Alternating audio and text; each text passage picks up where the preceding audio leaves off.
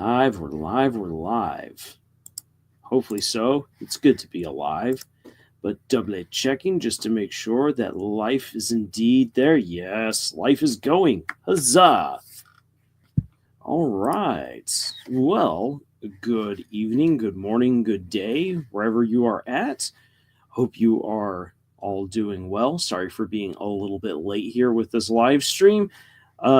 Big reason for that is that, oh boy, holy cow, it has been a very busy end of the week, and it's going to get even yet busier because the house has just had most of its windows replaced, which is a pretty big ordeal that required moving around a lot of stuff, getting the house clean, but also it is finally time to address some old storm damage to the roof, which has to also be taken care of this weekend to be ready for other workers to come on Monday. So I am busy. But you know what? I am happy that this work is getting done at least in the winter and not in the summer when it's 110 degrees.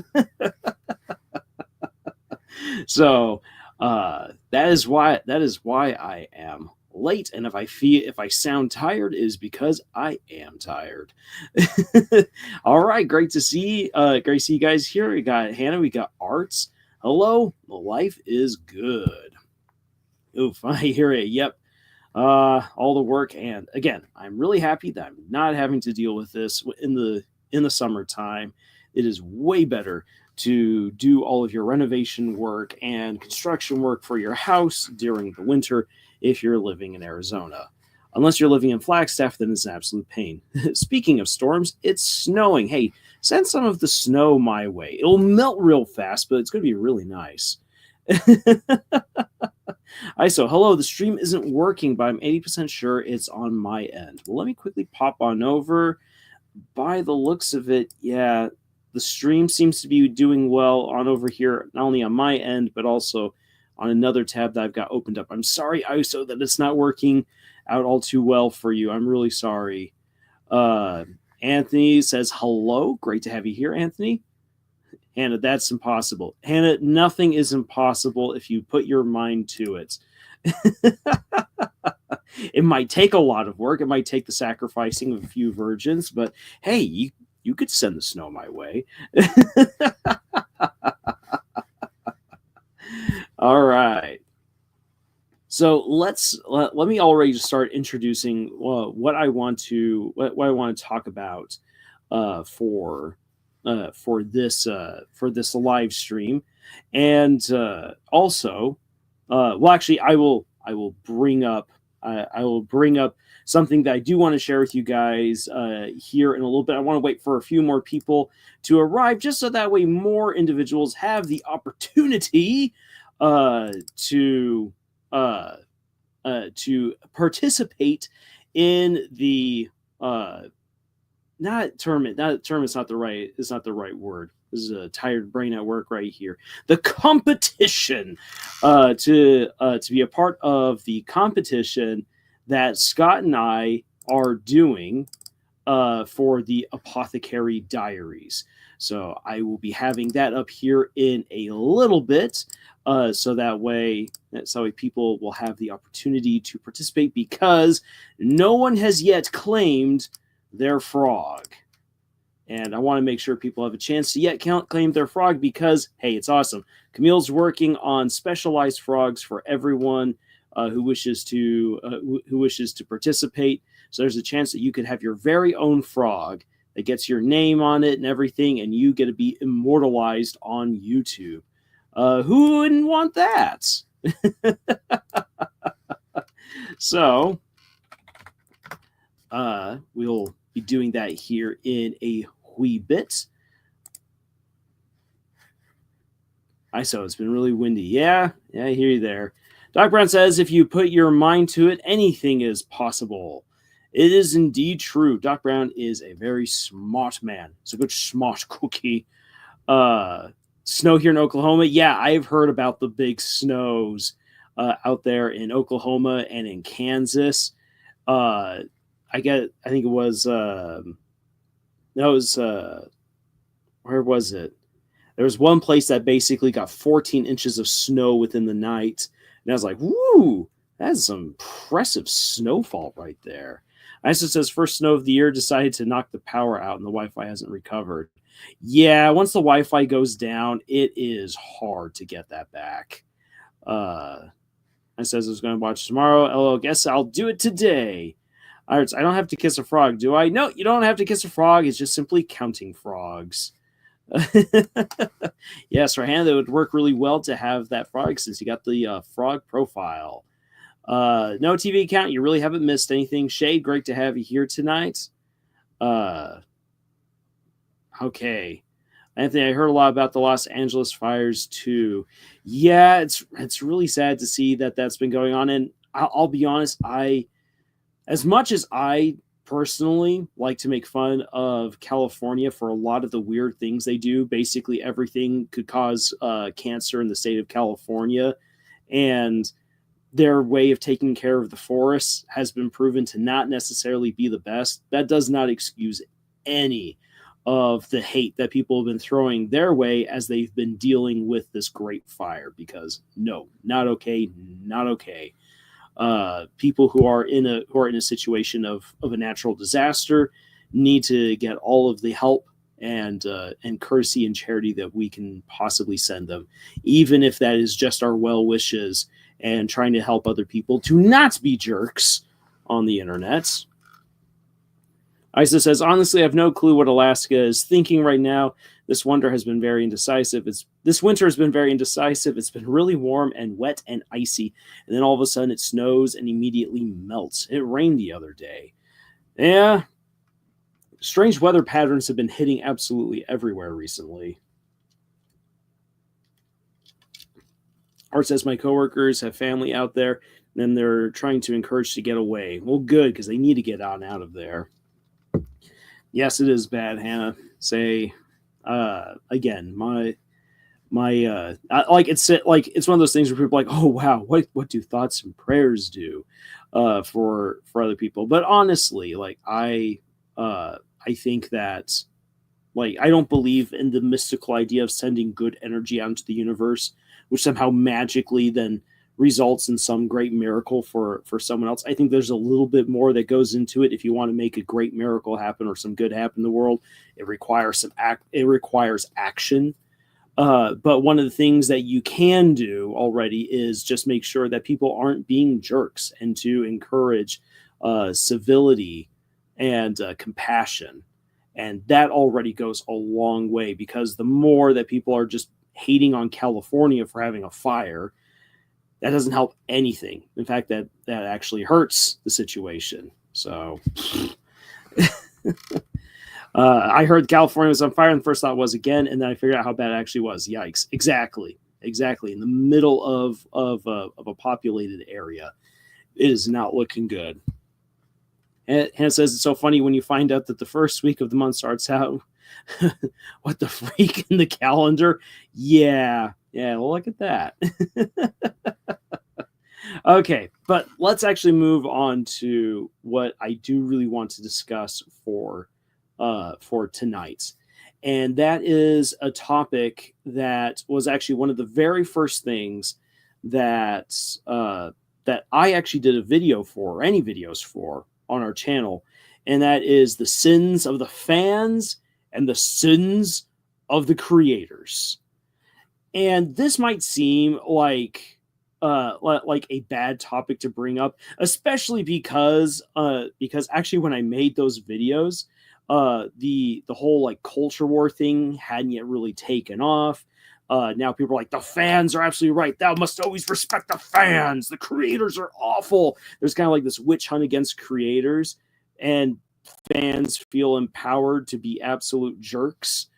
So it's definitely a good time to address some of that, but the creators are not blameless either.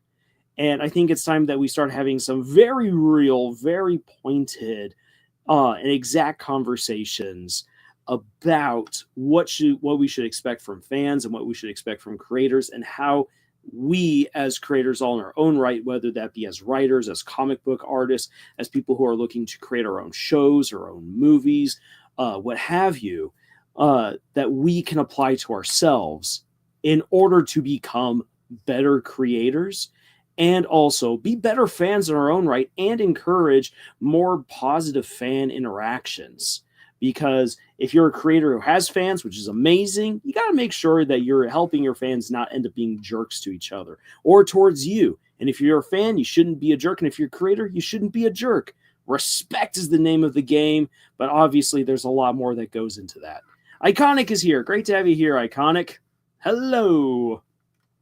Okay, and constructive criticism. Oh, we can definitely talk about some constructive criticism because there is a way to be constructively critiquing someone else. And then there are those ways in which you can provide actually some constructive criticism, but you're being an absolute jerk about it. Again, respect. Respect is the name of the game, and we're going to get more, as I said, we're going to get into that. And I have a whole load of examples to pull out, and I do want to, as I have as a part of the thumbnail and in the description for this video, I do want to talk about Deltarune and Undertale as kind of like a good example of this, of things that Toby Fox has done well, things that Toby Fox could have done better, things that the fans have done really well, and things that fans should not have done. And we can also talk about other examples. And in fact, actually, I do want to hear from you guys. I want this to be as interactive of a discussion as we can possibly have. And what I do want to hear from you, and I will also emphasize this with questions here in the chat, is what is a fan base that won you over, and what is another fan base that drove you away?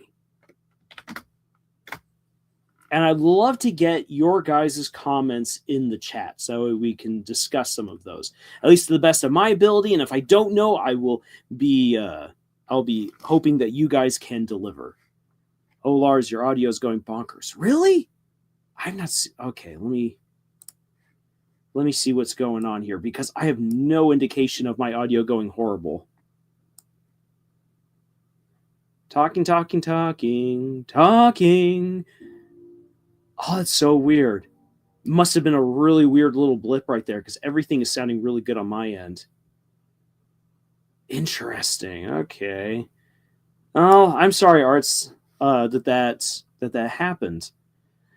Okay. So, we already got some some comments in here. The effing Sonic fan from Hannah Heaven. Hannah, you and I are going to have some stuff to talk about, because I agree.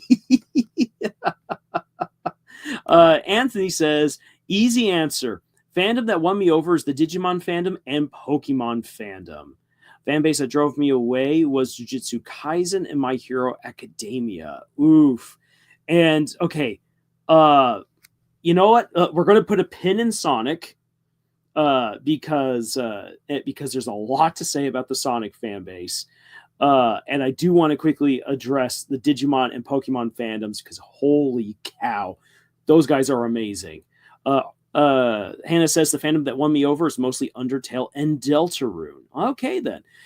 I will actually have some stuff to say about that, because, again, this is what really kind of inspired at least what I want to talk about tonight, as well as certain things I've recently been seeing in the Brandon Sanderson fan base, where I'm like, oh my gosh, come on, people, grow up. Then Arts says, I'm part of the Sonic fandom. It's a really mixed bag, man. It is. So, again, we're going to put a pin in Sonic, because I think people are going to kind of unload when we get to that. So, real quick, Digimon and Pokemon.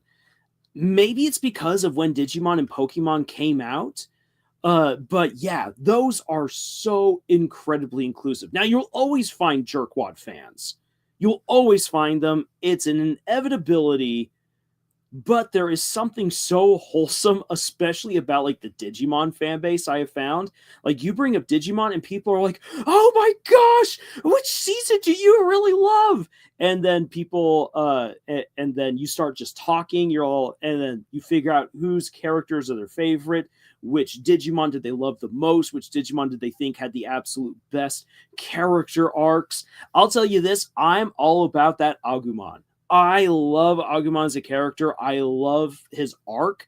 And I also love how when you have I'm not a fan of season 2 of Digimon, but holy cow, Agumon and Black War Greymon is a fantastic dynamic.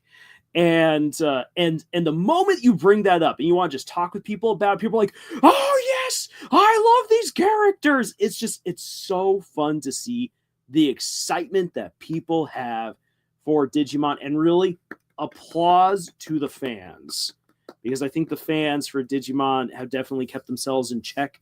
Pokemon fans, there's always more people joining up for Pokemon, and here's the thing: is that the mangaka and the anime creators don't normally come out to be all like, "Hey fans, don't do this," or "Fans, please do this." People in the Pokemon fan base are just genuinely good. I think maybe the most toxic that Pokemon ever got was during the height of Pokemon Go, where people were going everywhere to find new Pokemon, to go to the gyms, and there were those people who just began to get really jerkish about where they would put certain gyms or certain other sites, or how they would crowd areas where certain Pokemon were expected.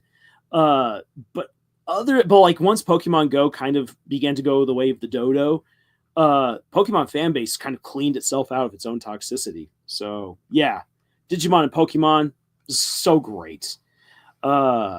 Oh, you should have seen the mixed reaction to the Digimon Ghost game. Well, thankfully I didn't. But maybe it would have been good if I had seen it, just to see how people reacted to that.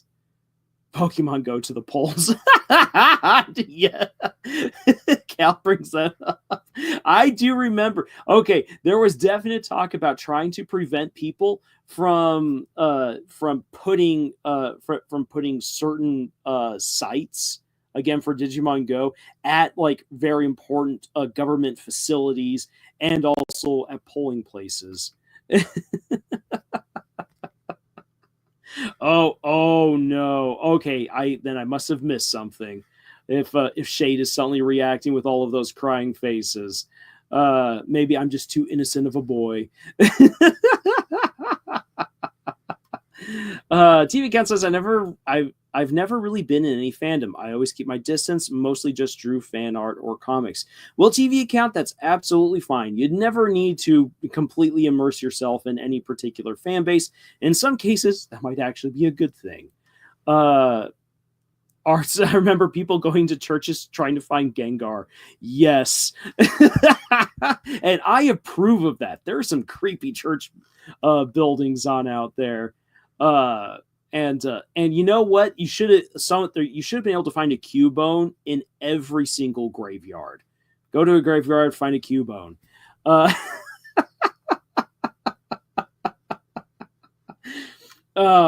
think that Pokemon Go, looking back at it, I think one of the things that made Pokemon Go kind of fall out of favor was when people began using drones rather than walking to go and find Pokemon. That was weird. And then also when one group found a corpse, they found a dead person at an area where a Pokemon was supposed to be found. That kind of broke the veneer of amazingness for Digimon Go. Let's see here. I've seen so many videos about Kari in the Dark Ocean. I missed that one. Oh man, Kari in the Dark Ocean. You know what? I definitely need more of that, because as a kid, that never really quite resonated with me. I gotta go back and have a look into that stuff. Let's see here. Unfortunately, I never got into the Digimon fan base, but I do play Pokemon Go. Pokemon Go is still good. And a lot of Pokemon is also pretty good as well. I remember the original Pokemon Stadium, and also playing the OG Super Smash Brothers. and using Pikachu. I was never good enough with Pikachu, so Yoshi was my go-to, and Kirby was my way of trolling. Anthony says another fan base that won me over was the Haikyuu and Kokoro no Basket Initial D fandom. It's like chill vibes. Yeah, Haikyuu definitely has a good fan base. The Initial D fans are really good for the most part. At least when it comes to that fan base, I've met some people who are Initial D fans who were maybe not the best of people, but at least when it came to talking about the show, totally chill. Amazing conversations about racing, about cars. Half the stuff I know about cars, which isn't all that much, it comes from the Initial D fan base, if I'm going to be honest. Art says, I never did play Pokemon Go. Reason being, I had a flip phone. And Arts, I actually myself have never played Pokemon Go because back during its heyday, my phone, even though it was a quote-unquote smartphone, was so old already by that time that it could not download the app. You can't wait. They found a dead body. Yeah, you can actually look at it. You can actually look that up. It's by now like a thing of legend. But yeah, it was definitely there. It was. I remember sharing that in college with some people, and like people started freaking out, like, I don't want to go play Pokemon Go anymore. Like, oh, come on, you might find like treasure or a corpse. Anthony says fan base that drove me away was Naruto and Bleach. Oh, Anthony, I get that, and I will also add to that One Piece. Thanks largely to the One Piece show and to some other cool people who I later on met that helped me to appreciate One Piece and want to watch more about it, know more about it. But holy cow, my initial introduction to One Piece, the fans were not nice.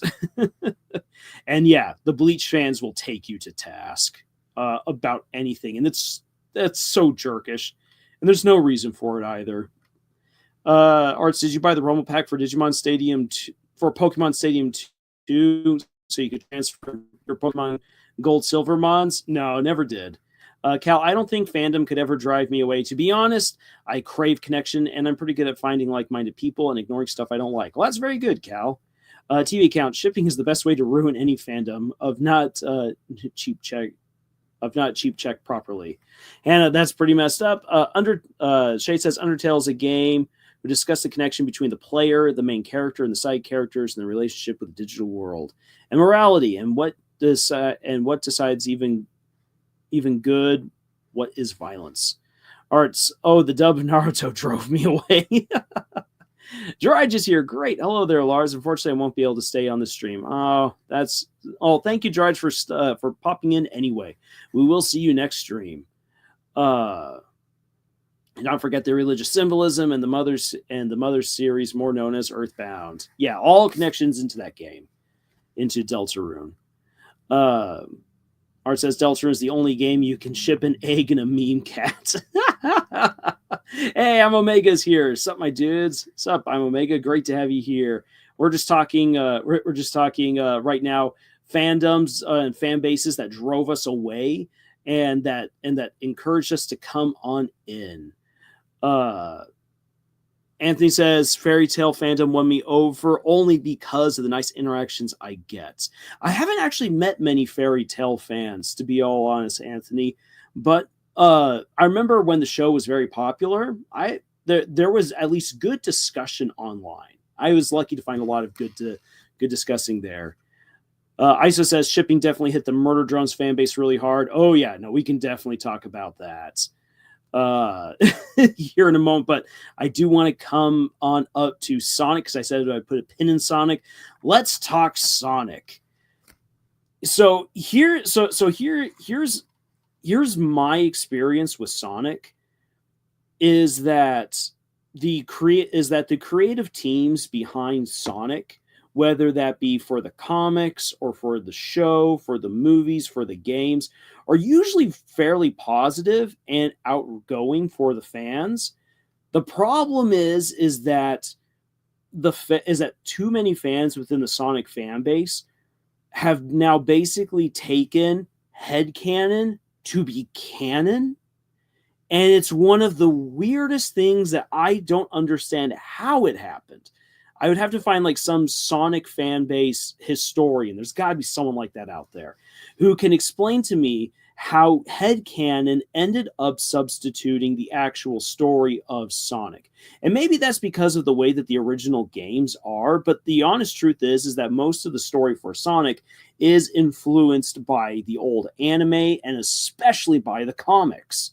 And so when I think about really then what's happened with Sonic, I think it is that I think that is that because Sonic is kind of so loosey goosey with like the different iterations, the timelines, the different the different versions of Sonic, all of the different weird Sonic characters that have been introduced within the comics, within the show, that it just bred the perfect situation for fans to get really crazy and be like, hey, I can create my own interesting OCs and have them interact with Sonic, which isn't bad. It's great to have that kind of fun interaction.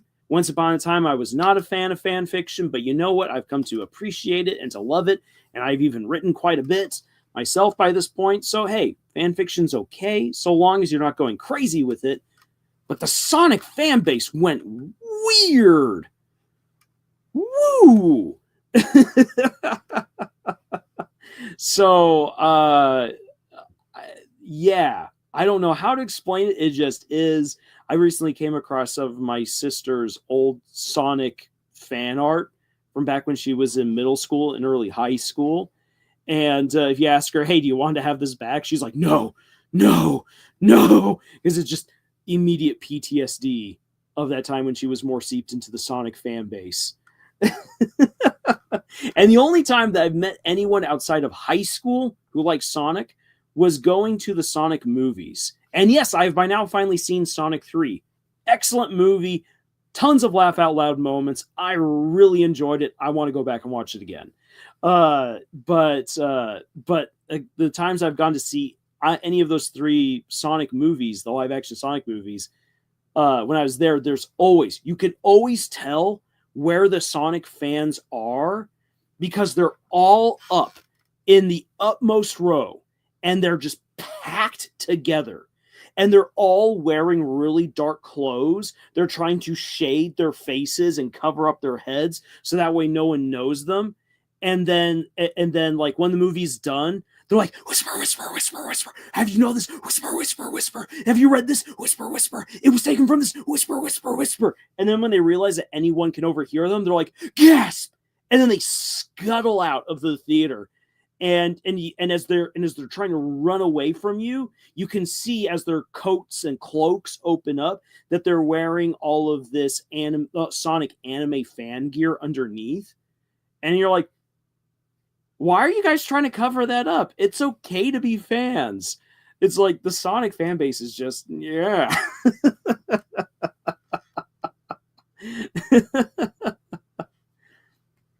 Art says, okay, this is for Digimon. Season 3 Digimon was the second best. Season 3 is my favorite.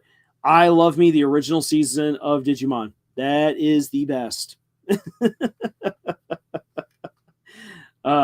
So this sounds like some sort of cultish conspiracy theory, LMAO. Yeah, that's what it sounds like. But it's always so weird. For every single Sonic movie, that is always what it's been like. For the first Sonic, for Sonic 2, and for Sonic 3, there they are. They're in the top row, clustered together, trying to obscure who they are. And then the moment that they come on out and they realize that people know that they're talking about the movie, they flee. You're just like, what? What is going on here? TK, I wonder what could have happened if Sega just told the Archie writers what the story of the OG games were.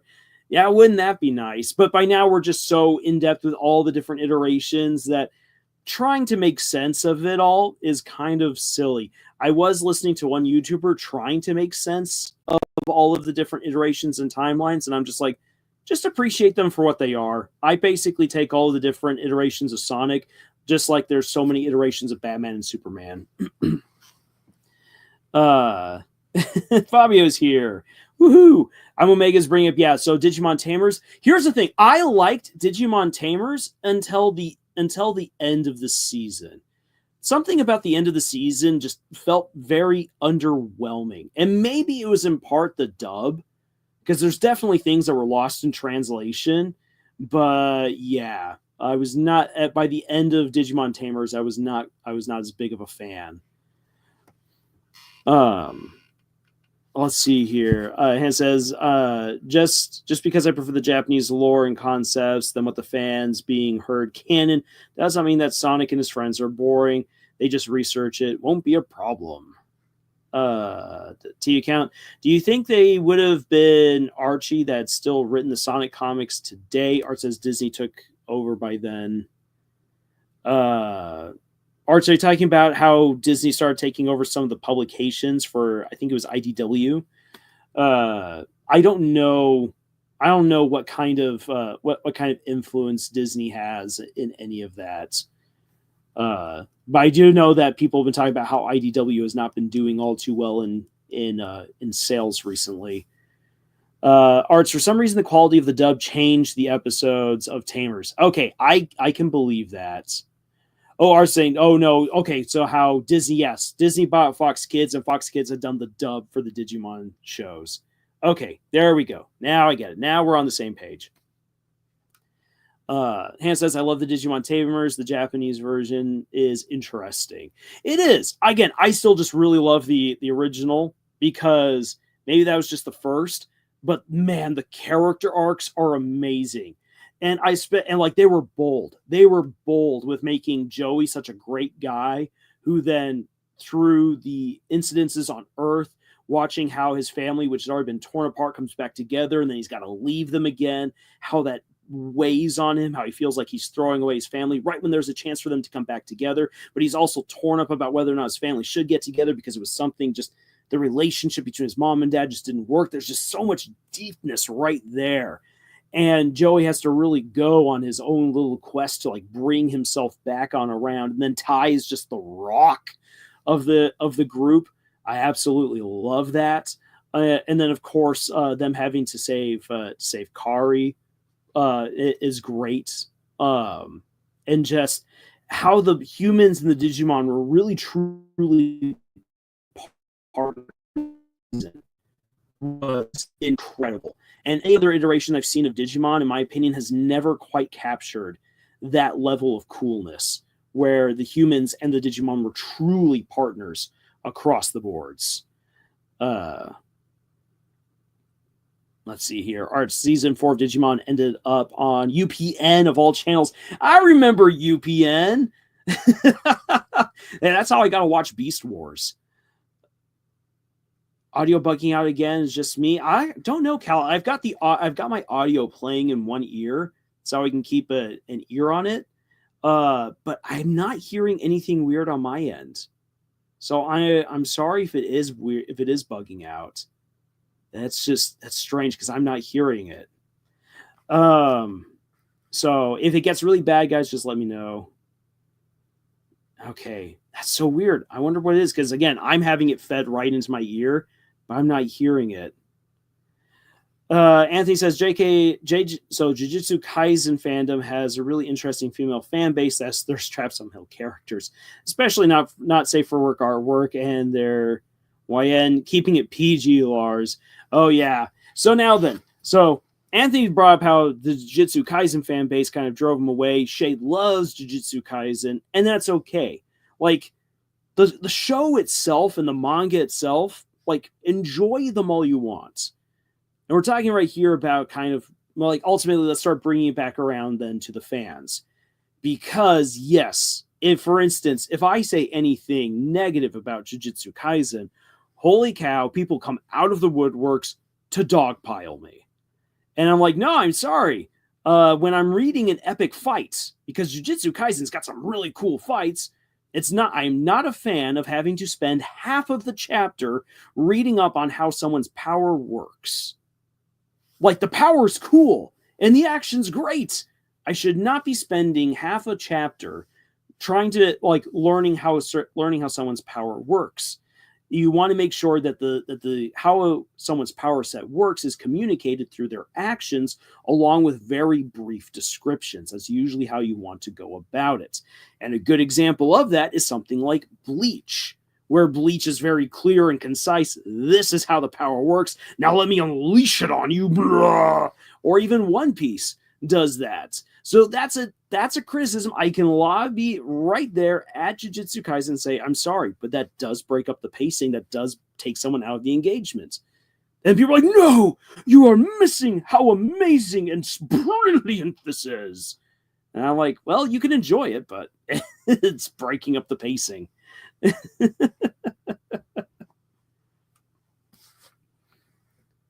Fabio says there's no way that I can hear. That would be bugging out because I'm on both sides of the call. Actually, Fabio, I have the call going in, so what you guys should be hearing on your end is being fed into my ear. It's really weird to talk this way. So, but yeah, so when it comes to, so again, coming back to Jujutsu Kaisen, like the story itself, you can enjoy it as much as you want. There's nothing wrong with that. And I myself, I know people, it was weird because when I found out that people were losing it over how Jujutsu Kaisen ended, I was like, have we been watching the same thing or reading the same thing? Because this is a good ending. Like, as for all of the criticisms I have of how the later battles were executed, I really liked the ending for Jujutsu Kaisen. That was very beautiful. It was poetic for the characters. It was thematically on point. It was good. And I even feel it was rushed. But oh my gosh. Yeah, do you remember when people freaked out over Gojo? Yep. So the freaking out over Gojo, people wanted revenge for certain characters. They wanted ships to sail, and it's like, oy.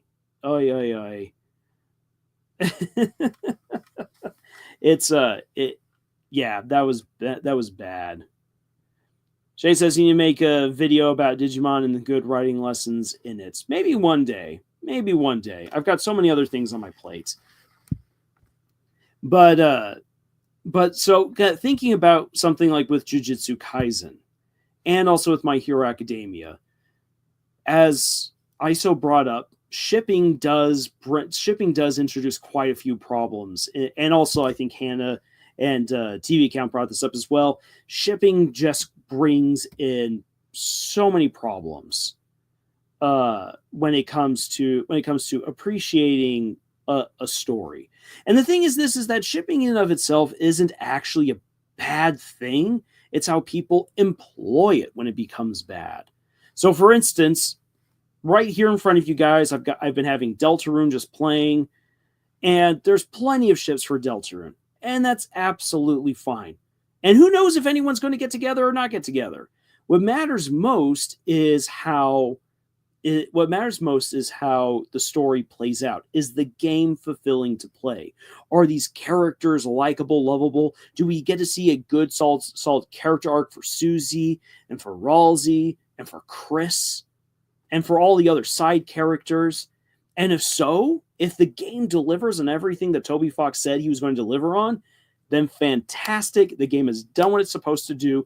Who cares if there's any relationships? I mean, I would like to see Chris and Susie get together, but if they don't, so long as the game's good, that's what matters.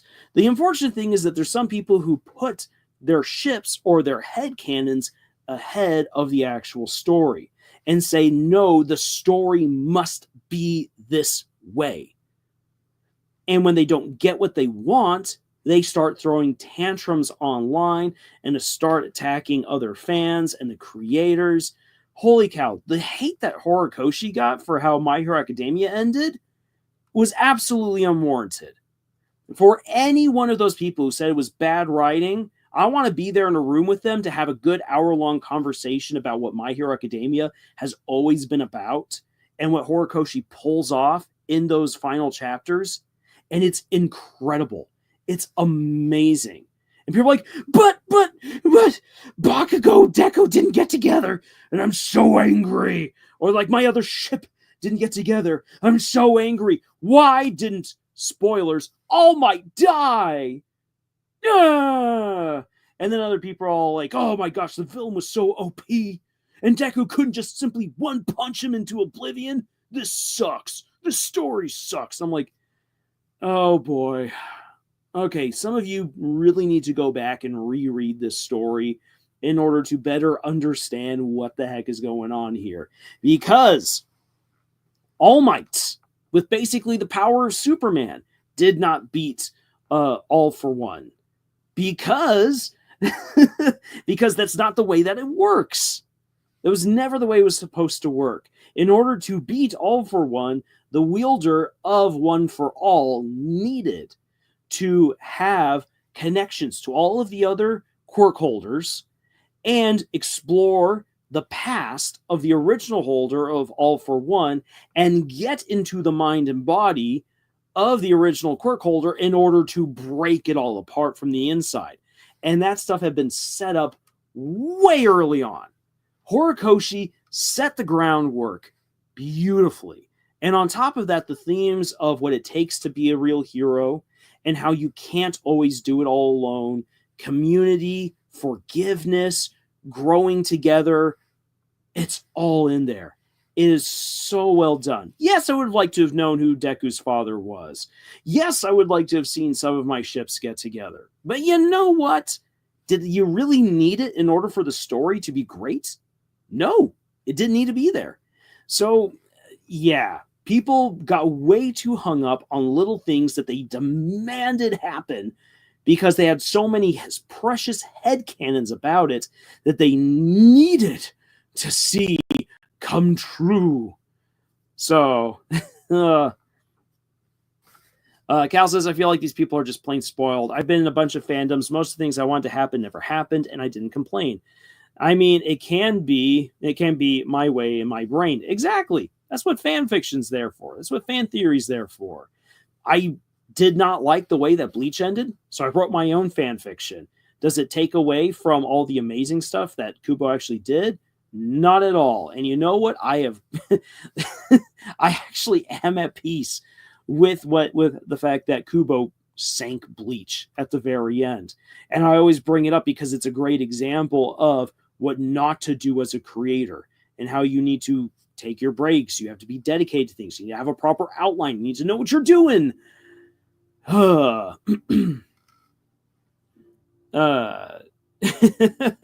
like the fact that Anthony says, I like the fact that Izuku and Ochako got together, all because Bakugo was the wingman. Yeah, it works. And that was a ship between that was a pairing between Deku and Ochako that had been well set up. Sure, it could have been better executed. This is one of the problems with a lot of shonen stories, is that it's more about the action and the character and the world building rather than the relationships beyond friendship. That when romance is normally introduced into a shonen story, it normally doesn't work out as well as we would like to see it done. So, yeah. Alright, so literally writing a fanfiction continuation of Murder Drones because I'm not satisfied with one season. LOL. Absolutely, totally fine. And if I had more time on my hands, I would probably join you in that endeavor, ISO, because there's something I would also love to write about Murder Drones. But I'll probably never get around to it, or it won't happen anytime soon because I'm just so busy. TV Count says, maybe media literacy is dead, and the reason people enjoy stories if it ends the way that they want it to. And TV Count, I want to put a pin in that as far as media literacy goes, because that is definitely something that needs to be talked about. That fans need to educate themselves. Fans need to become truly literate once again. And it's something that with each successive generation, with each successive year, people are losing more and more connection to the things that should inform them of their understanding of fiction and of what real heroes are within fiction, or what real villains are. And here's the other thing, and this is another, like, and you know what, I will shift gears here real soon to talking about the true sins of the fans. What are the real problems that are happening right here? One of the big things, I'm going to come back to this, is that as fans, even older fans older than me, so like people in their 40s, 50s, and 60s, as they begin to see things that they don't like, they're like, well, then maybe this one thing I enjoyed wasn't really great after all. So, for instance, so many Star Trek and Star Wars fans have clocked out because they say, you know what? All this new stuff sucks. I guess the old stuff I enjoyed sucked as well. It really angers me when people are like, well, because I saw the show Picard and I didn't like Picard, I don't like Star Trek Next Generation anymore. It's all bad. It's the worst writing I've ever seen. It's like, no, it isn't. You're just angry because you don't like one show. And even rightfully so, because Picard seasons 1 and 2 were bad, and a lot of the new Star Trek stuff is bad, just like a lot of the new Star Wars stuff isn't good or just outright awful. But it doesn't mean that the original stuff is bad.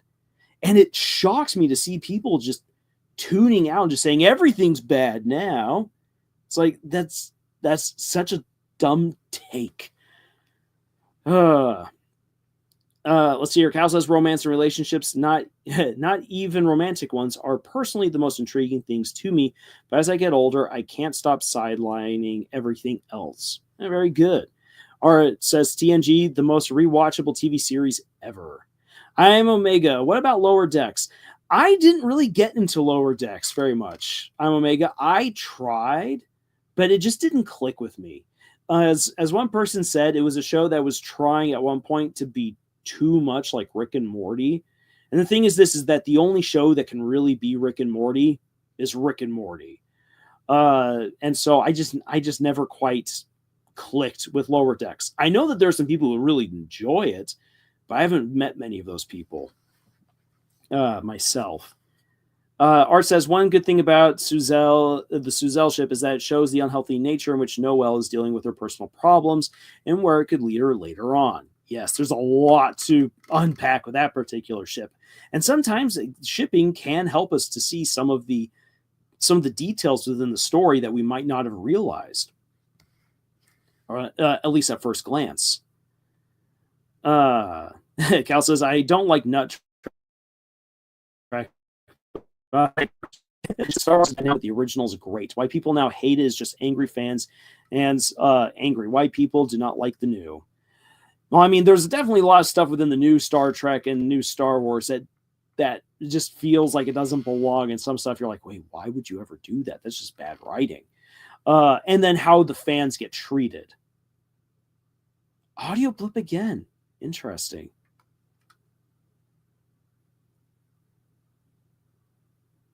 I didn't catch it. Sorry, Arts. Again, like I've got the feed going right here into my other ears. So, Five says the specifics of what you said about media literacy reminded me of what people say about the demons in Frieren and how little attention some people pay or how much some people over justify. Yes. Oh boy. I recently started getting into that debate about the demons of Frieren. And the thing is that the demons are way more like, even within the story, the demons are actually way more interesting and complicated than the fans who are all like, oh, the demons are just there to be killed. They're not all that deep or interesting. I'm like, you haven't been paying attention. It's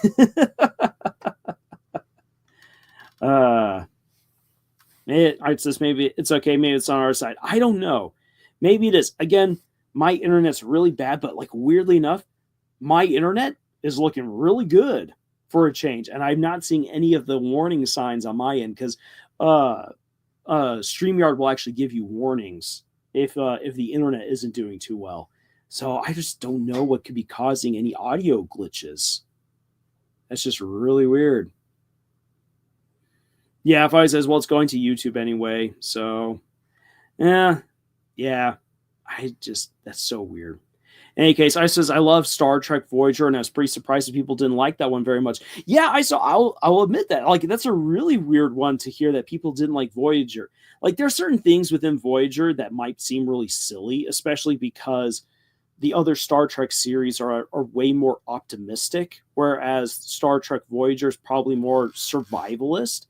But that's the point, is that these characters are in the Delta Quadrant trying to make it back to the Alpha Quadrant, and they have no idea really where they're going or how they're going to manage to get back home. And so they're trying to survive by any means necessary. The one thing that I could blame, or say the one thing that I could say, yeah, definitely people have a point here, is that when Captain Janeway has an opportunity to get rid of the Borg by allowing, was it species 85742? No. Why did I say that? That's not the correct one. There's that one species that cannot be assimilated by the Borg, and the Borg have no idea how to kill it. Janeway gives the Borg the information on how to destroy that species. And that's in part because one of them gets loose on her ship and begins tearing apart her ship. So I can understand why she doesn't like them, but the fact that she gives the Borg the information to take out the one species that could wipe out an abject evil in the universe, that's one thing where you're like, yeah, Janeway, that was not a good move. Otherwise, I do like Captain Janeway.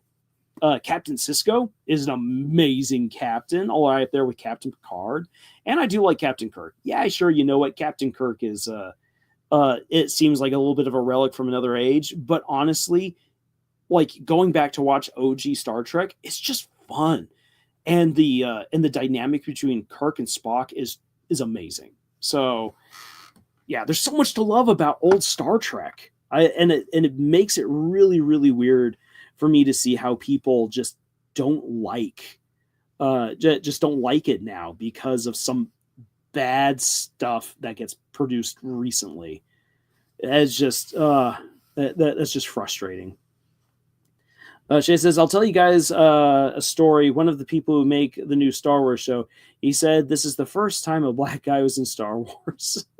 Oh, oof. Yeah, that's a big mistake right there.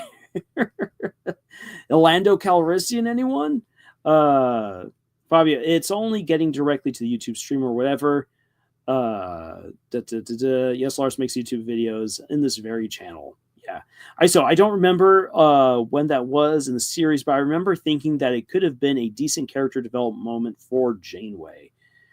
Yeah, and Janeway needs to. I mean, Janeway does get everyone home, but Janeway needs to answer for allowing the Borg to have the chance to now get rid of one of their greatest enemies. Because man, Captain Picard would be all like, yes, let it happen. And the interesting thing is that other people are like, well, Captain Picard did the same. Captain Picard did not destroy the Borg because there was a chance to redeem the Borg from within, believing that whichever Borg could not be redeemed should then be destroyed. And that's a very nuanced take. And that's a very bold decision. And yes, it's something that leaves the audience questioning just if that really was the right decision. And I think and that's where fans need to have good debate. So let's see here. I says the biggest issue I had was when the Voyager was almost destroyed and the crew abandoned ship. Janeway said, I hope you will all have stories to tell me when we all meet again. I was hoping. Hey, Nico's here. Great to have you here, Nico. Hello.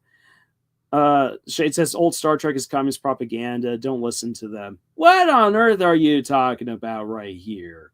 So to quickly address that right there. No, I'll tell you how you can know that it's not communist propaganda, because not everyone thinks the same. Here's just something to let this is where the teacher in me has to come on out. This is what people don't understand about communism. It's what even most people who say that they believe in communism don't understand about communism.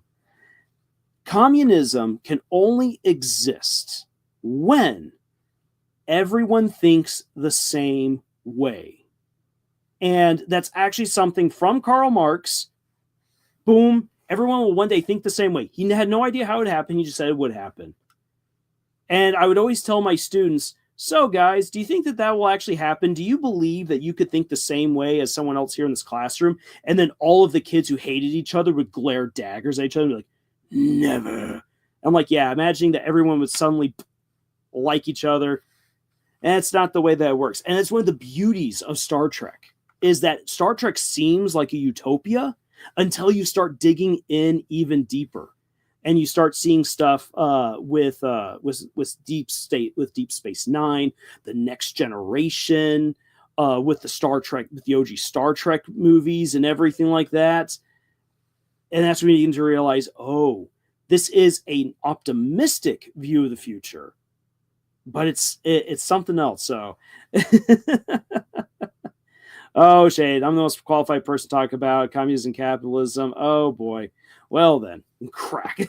No, that's not what this channel's about. So, let's start actually truly shifting the gear. I'm going to grab that stick shift and we're going to put it into Deltarune and Undertale territory. At long last, 55 minutes here into the stream. And thank you guys, first off, for being very respectful to each other there in the chat. Because I know some of you definitely have very differing opinions on different fan bases and everything. And I'm really glad to see how well you guys handled it. Like, great. This already is what more fans need to be paying attention to. So, let's talk about the sins of the fans, first off, with Undertale and Deltarune. So, I'll tell you this. I did not play Undertale for the longest time because of the fans for Undertale. That's the honest truth. When I saw someone playing the game, I thought, you know what? That seems interesting. Like I'd want to check that on out. And when I would talk with people about what this game was, I'd be like, okay, so can you tell me what's Undertale about? And then everyone would turn to me in the room, and then they would be all like, it's about a lesbian fish getting together with a lesbian dinosaur. And I'm like, okay, that's what the game's all about. So who's this character right here? Oh, that's me. And then pointing to Frisk. Okay, so that's you. So the point of the game is to get the lesbian fish together with the lesbian dinosaur. Yes, exactly. And I'm like, okay, so what do you have to do? Well, you have to make friends with a flower that wants to kill you. I'm like, okay. So what do you then do? Then you get the lesbian fish and the lesbian dinosaur together. And I'm like, that's the game? Yes. I'm like, then who are all these other characters? Oh, you're going to love Papyrus. And suddenly everyone's like, yeah. And I'm like, so who are these characters? By the way, did we talk about the fish and the dinosaur? And I'm like, yes, you have. I don't know what this game is about. Can you please tell me? It's about getting these two characters together. And so I was like, okay, well, then I would start looking up stuff online, and I would just see people raging at each other about whether or not you should do the pacifist or the genocide run. And people just tearing into one another. And then, oh boy, don't look up the fan art. The early fan art that had been first posted up of Undertale was pornographic in nature. And I was like, whoa, no, my gosh, what the heck? So with people not even telling me what the game is really about, because that was not what the game is about. That's only one small aspect of the game. Alfie's and Undyne getting together in a relationship, which only happens if you do the pacifist route. So that's just one element of the game. I had no idea until I started playing the game. Oh, Flowey the Flower. Okay, well, now that makes sense. All of these other characters in the game, I had no idea who they were. And it was because the fans never talked about them. And later on, I would see some of the good artwork for the game. And I'm like, oh my gosh, this is some really great and amazing, wholesome content. Where were you guys years ago? I did not get into Undertale until I saw that Deltarune had come out, and MatPat from Game Theory had done a video on Deltarune that looked really, really cool. And I was like, okay, well, Deltarune sounds really, really great. And then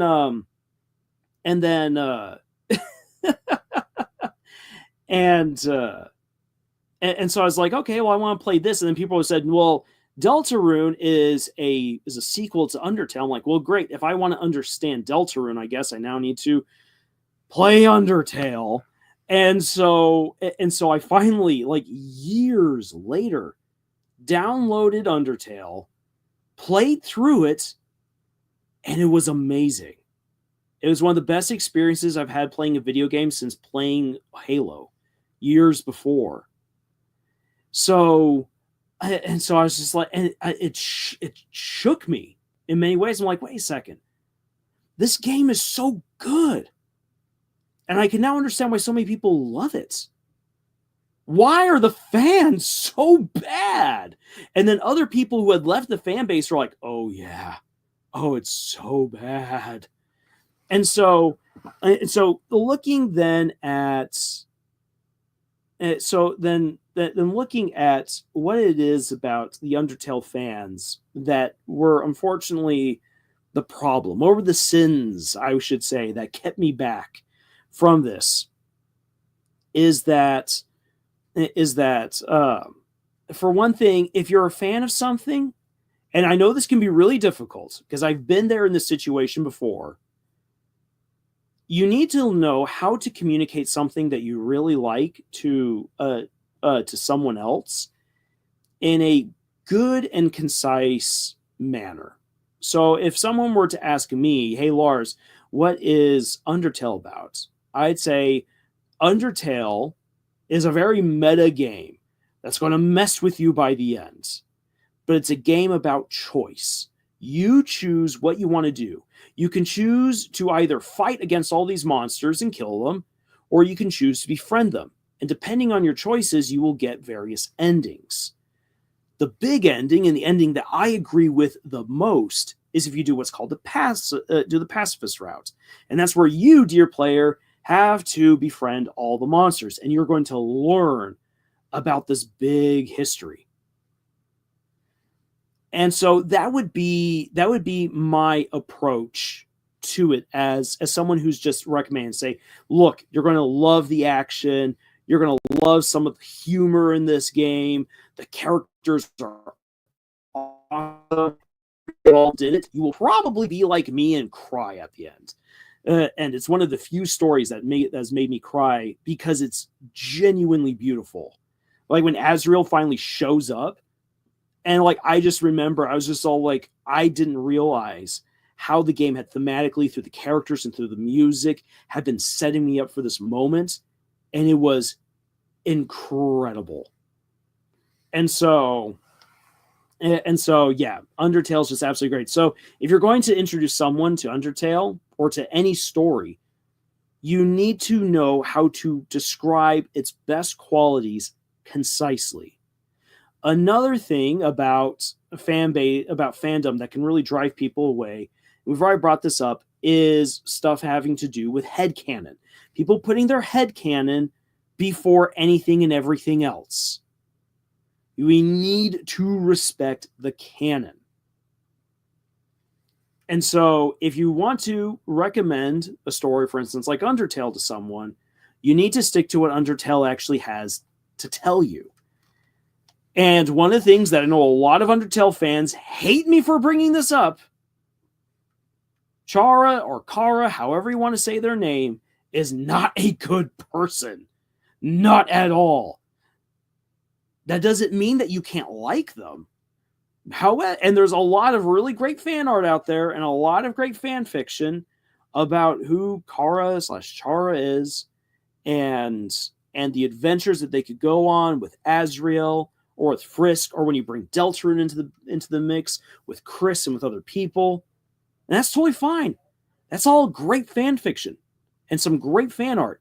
But for crying out loud, if you go the genocide route, you awaken that little demon, and that demon likes to kill, likes to destroy. That is not you Xing out people's faces at the end. That is not you who is determining to go and commit genocide across multiple games.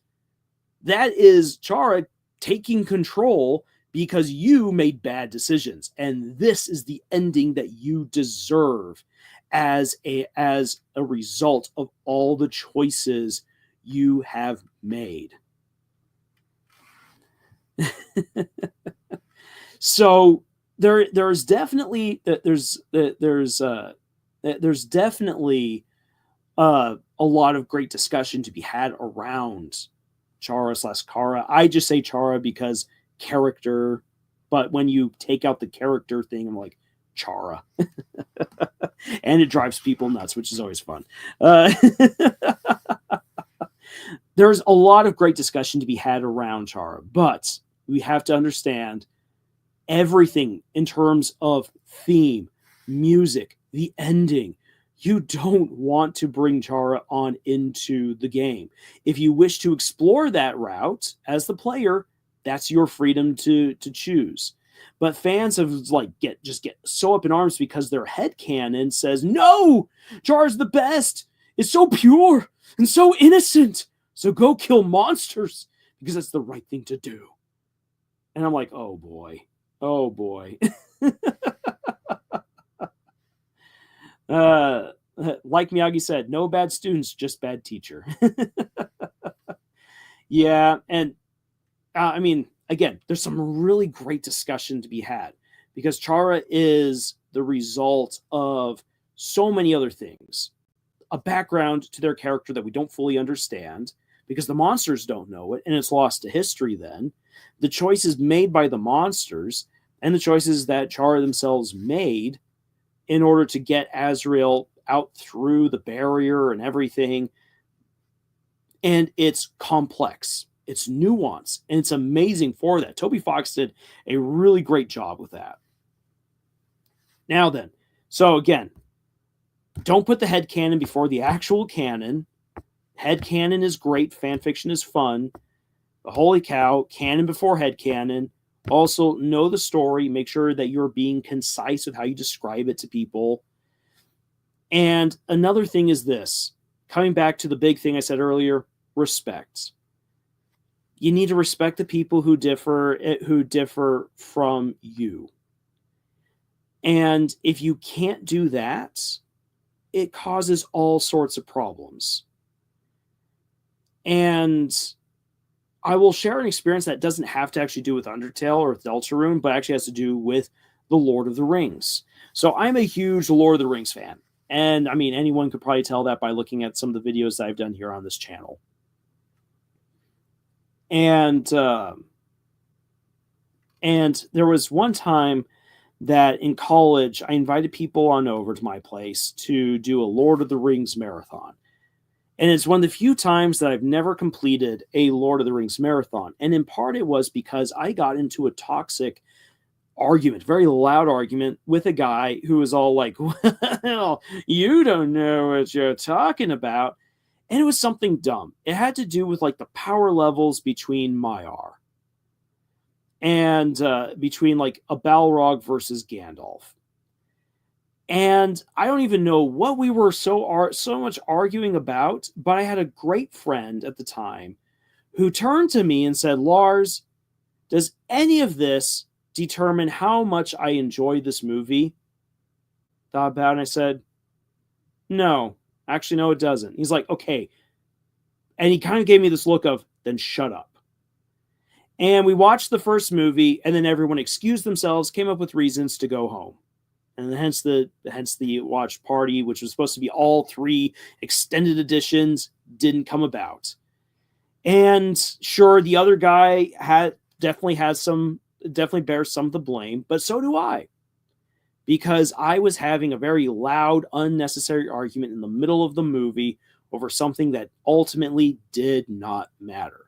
Fans can be very passionate about what they care about, but you need to be respectful of other people and of others who have absolutely nothing to do with your feud that you're being a part of. Respect is absolutely critical. Be respectful to other people. Be respectful to the people who are not part of the immediate argument or debate. And be respectful to yourself by not destroying your own opportunities to connect with people or to have a good time by being angry about something or being overly passionate or not paying attention to what other people want to actually enjoy or talk about or do. Respect as a fan is critical. And while I know that someone like Doomcock has a really great catchphrase, without respect, we reject, and I do agree with that, but at the same time, we need to show respect. Because if you want respect, you have to show it yourself. It begins with you. And Scal says, respect is always lacking in fandom. I'm glad I stopped contributing to the infighting all the time. And yeah, too many people have not engaged respectfully, but it can be done. You can be respectful in a fan base environment. And if more people were just willing to do that, oh my gosh, the things that would change. And so for instance, right here with Hannah saying, I find Chara a morally great character. Totally fine. And you know what? Again, I've already said that I disagree, but I'm not going to tear into Hannah for this. It's absolutely fine for someone else to have a differing opinion. And let's see here. Hannah says right here, I'm starting to realize they are. I now see why they hated humanity. LOL. And again, I'm going to respect that, because I can also agree to that to a certain extent, but also because I don't want to make Hannah upset.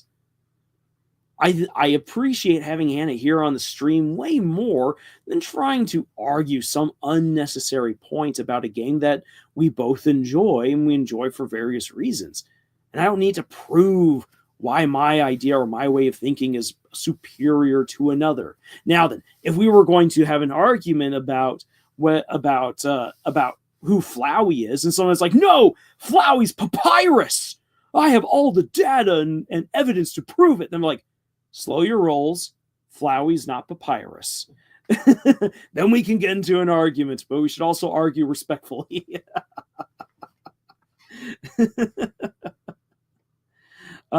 So again, respect is absolutely important. So respect, canon before headcanon, and being concise with the things that we share with other people. These are all things that we can do as fans. Another thing, to bring up as far as what we as fans can and should do is that we need to stop attacking creators. So when I, for instance, I go onto like the Deltarune subreddit and see what some people are talking about, or I go onto one of the Discord servers, there's just all these people just tearing into Toby Fox and saying how he's lazy, how he's not doing what he said he would do. And I'm like, look, Toby Fox can sometimes be a troll, which is funny and sometimes frustrating. But Toby has not been looking for some kind of way to get out of what he's promised us by doing the newsletters and having some of his great tweets and everything like that. That helps to let people know about what's happening with the game, why things might have slowed down a little bit, which is frustrating. And it's okay for people to get frustrated. But don't hate on the creator simply because you feel frustrated. And I'll even turn on myself again with Bleach, and where I was just so angry with how things went down, with how the series wrapped up, and how Kubo had very obviously thrown in the towel, amongst all these other things. When I finally let myself cool down because I was angry, I say I like Bleach because of what Kubo's done. This is Kubo's creation. It was fantastic for as much as I loved it. And I can respect that Kubo was going through some really hard times. He definitely was having health issues. And that's big. And so I should respect that. That doesn't mean I have to like it, but I can respect the creator for the problems that they're going through. And so we have to be able to better respect the creators for the things that they've been doing. And if we don't like something, that's okay. But don't use that as a reason to attack the creator. Now then, that being said, now again, turning the mirror back onto myself, because I have taken JD Payne and Patrick McKay to task for Rings of Power. And my reasoning for that ultimately is because it was very clear by the end of the first season, and the way that they treated the fans, and the way that they belittled people, the way that they tried to misconstrue who J.R.R. Tolkien was, the outright lies, and the obvious things that they did within the show to take a steaming dump on Lord of the Rings and on the Silmarillion. By the end of that, I'm like, okay, then. You guys could have turned back.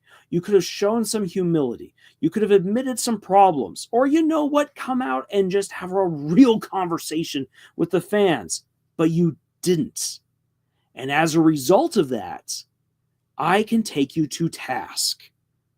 However, should you, J.D. Payne and Patrick McKay, ever finally acknowledge the bad things that you've done and say, hey, look, yeah, we definitely screwed up and it was really bad of us, I can then say, you guys have acknowledged it, and I'm going to do my best to forgive you. Again, coming back to respect. So we fans definitely could stand to do a whole lot more to improve the fan base by being respectful to each other, not trying to tear into the creator for every little thing, trying to be more concise when we share with people what we really love, these stories and why we enjoy them, what they might like about it, and not putting headcanon before actual canon. And so those are things that would absolutely improve any fan base that is right now going through some bad hiccups. So, with all that being said, I know I've talked over a lot of what you guys have said here in the chat. I'm going to read up on some of the things, not everything, because you guys have been saying a whole lot and been having your own conversations. So I'm going to try to read up some of the stuff you guys have put here into the chat. And then we're going to move on to the sins of the creators, because the creators themselves have not have not acquitted themselves in many cases in the best way possible.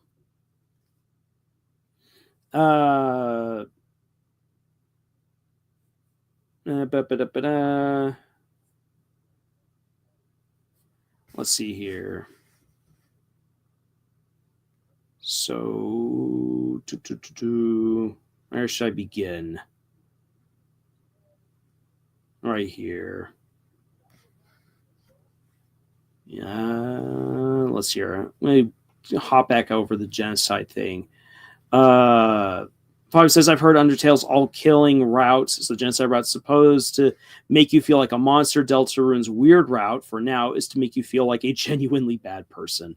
Or it says, funny enough, the weird route gets Noelle to notice Chris first rather than Susie when you come to the hospital. Yeah, trauma do that. Cal says, yeah, respect is always lacking fandom. I'm glad I stopped contributing to the infighting all the time. Yeah. If you know that a fan base is just full of infighting, you don't have to contribute to that. Arts, on top of that, Noelle still wants to help Chris despite what's happening to her. Bobby responds, well, Noelle knows that Chris is weird and that she heard a voice unlike Chris's in the Dark World. So yeah, this is all going to the weird route. One of these days, when we finally get the next chapters, it'll be interesting to see how the weird route and the friendship route completely deviate from each other as the game just starts getting bigger. And I think it's also one of the reasons why the game is taking so long to come out, is because there's just so much to cover with two diverging routes. Hannah says, all right, I find Chara interesting. I want to go deep to Chara. Also add the fact that they are a child. I'm not a therapist, but I will love to figure out what trauma and what happened to them to make them act that way. No, exactly. And that's a big thing that we're missing. And Toby, I think, did a good job by keeping it ambiguous, because it is something that we are meant to be left with wondering what the heck is going on. Because ultimately, it's not about what Chara did, but it's about what we as the players have chosen to do. That's the way I've always interpreted it. TV Count, what I do like about fandoms are their fan theories. Yes, fan theories are always great, mostly because they're really interesting ways to figure out how the show would end. And on TV Count, I'm going to come back to the whole fan theory thing, because I love fan theories. That is a big thing for me as a fan. And it's actually one of the things that got me out of the Brandon Sanderson fan base, was how the fans treated theorists. Art says, oh my gosh, the shipping community goes crazy with all the little dialogue snippets and art that's put in the newsletter. ISO, same with Liam Vickers. The Murder fan base is filled with people saying Liam is a bad story writer because he kind of messed up the pacing. Tons of people complaining about it being a show ruin. Well, yeah, and the thing is that I mean, it's a good criticism. The pacing was all over the place, and we've brought this up before, and how I've said I would like to have seen season 1 really split into like 2 seasons, or just one really big, good season with all of the necessary things filled in. And I think it's good to have critique. And I did say we were going to get back to constructive criticism. So I will talk about that here in a little bit. But yeah, no, the fans definitely, I think, unduly tore into Liam Vickers. Come on, guys, this is his first show, and he did really well for his first show. Not everyone can be Alex Hirsch and hit a grand slam with their first series. But for what Liam did, he did it well. Fabio, you know how some people think about how some Christopher's the vessel fight is coming up, are soul inside the vessel or not? My mind recently came up with some new version of Megalo Strikeback playing there. Ooh, Megalo Strikeback. Steve, can also maybe for a next week's stream topic, the difference between a good creator versus a bad one. Yandev versus Toby Fox. Oh, we can already talk a little bit about that tonight if you wish. Rings of Power deserves some criticism. Oh, it definitely does. As part of Deltarune Iconic says, I love Liam and a lot of the stuff he's done, but kind of messed up the pacing is an understatement. I says, yeah, and that's clearly not true. You'll also see a lot of people who are massively benefited by Murder Drones, people inspired, motivated, and even saved by it. That's a sign of a great story writer. I agree. And says, if only Camilla, I'm not sure, learned this. Not going to talk about or you figure it out. Trust me. Okay, or sometimes a new take on an old story as long as it respects what came before in some fashion. Yes, and tells the story well. I'd be willing to sit down and watch Rings of Power, even if it has absolutely nothing to do with the Lord of the Rings, if it was a good story. Bobby says, along with that, I came up with Chris finding out they have more control over the vessel. When we're within them, the vessel fight would be it trying to get out of Chris. Okay. I says, iconic, to be honest, I think it was mostly episode 4 and 5. Episode 4 is my favorite, but the awkward start kind of threw a lot of people off. And then episode 5. And oh boy, we've had that back and forth again and again. I love episode 5, but I can understand why other people don't. Fabi, the fight box would be there regardless of our wills. Again, talking about the vessel fights.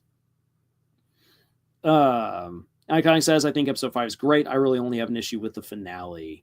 The finale's pacing was just barely better than episodes 5's, but I feel it had hardly enough redeeming qualities that it can still be widely viewed as. But I feel it had enough, not hardly, it had enough redeeming qualities that it can still be widely viewed as good. It even won Best Finale of 2024. Yeah, it won that at the Cartoon Base Awards. So yeah. I'm Omega. One of my fan theories was the device theory. I'm Omega. Can you share with us what the device theory is? Because I'm interested. I'd like to hear that. It's not ringing a bell with me at the moment. Hans says, oh, you were talking about the creator having to learn from their mistakes. So I brought a person that doesn't learn. Don't worry, it's not important. Okay. All right. So let me then get to, again, sins of the fans with theories. And what was the other one? It was theories and what else? Because it said theorizing was a big thing. Oh yeah, and constructive criticism. Okay, let's actually start off with theories and then constructive criticism. So with theories, oh boy. I mean, I have had plenty of theories that I've made here on this channel that did not come true. Anyone who's been here with me throughout all of Murder Drones will know that that's the case. And that's absolutely fine. It's fine to have a theory that doesn't come true because you know what? It can be great when you're so convinced and then you get shocked with something that's amazing, that you're just like, holy cow, I didn't think about that. That's great. And that's what a lot of Murder Drones did for me. I was like, oh, that did not go where I was expecting it. Woohoo, that's fun. Same thing with Gravity Falls. So many of my theories for Gravity Falls had to go out the window real fast, and that's okay. So long as the story's fun, it's okay if your theory doesn't play out the way that you wished.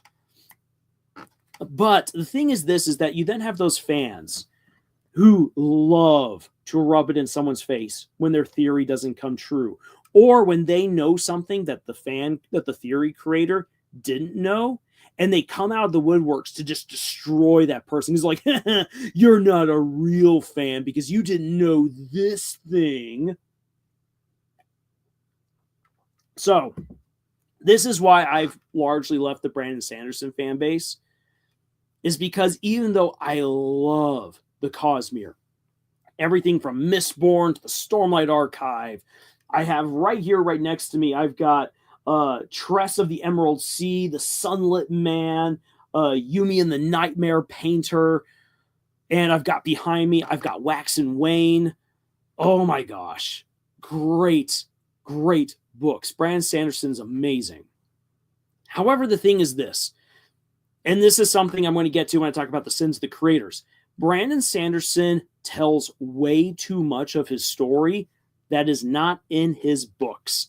And not only does he do that, he is always talking about it in various locations and at various times that other people will not hear what he's talking about. So the fans have done their absolute best to accumulate an archive of everything that Sanderson has ever said, so that way you can have what they call the words of Sanderson. Now, the thing is this, that Sanderson says so much online and at conventions and in interviews about his stories and his characters, which are canon, but are not in any of his books, that basically you have to read constantly every single update to the words of Brandon. And if you don't, you will miss out on big details. And I don't like that. Now then, I once came up with I don't even know what the theory was. It had something, I believe, to do with Kaladin and with where his order of Knights Radiant might go in the Stormlight Archive. And I enjoyed it. I had a great time putting everything together, finding all the little details and writing it out. And then instantly, I got dogpiled on the subreddits of people saying, well, think guy with his glasses shoving him up.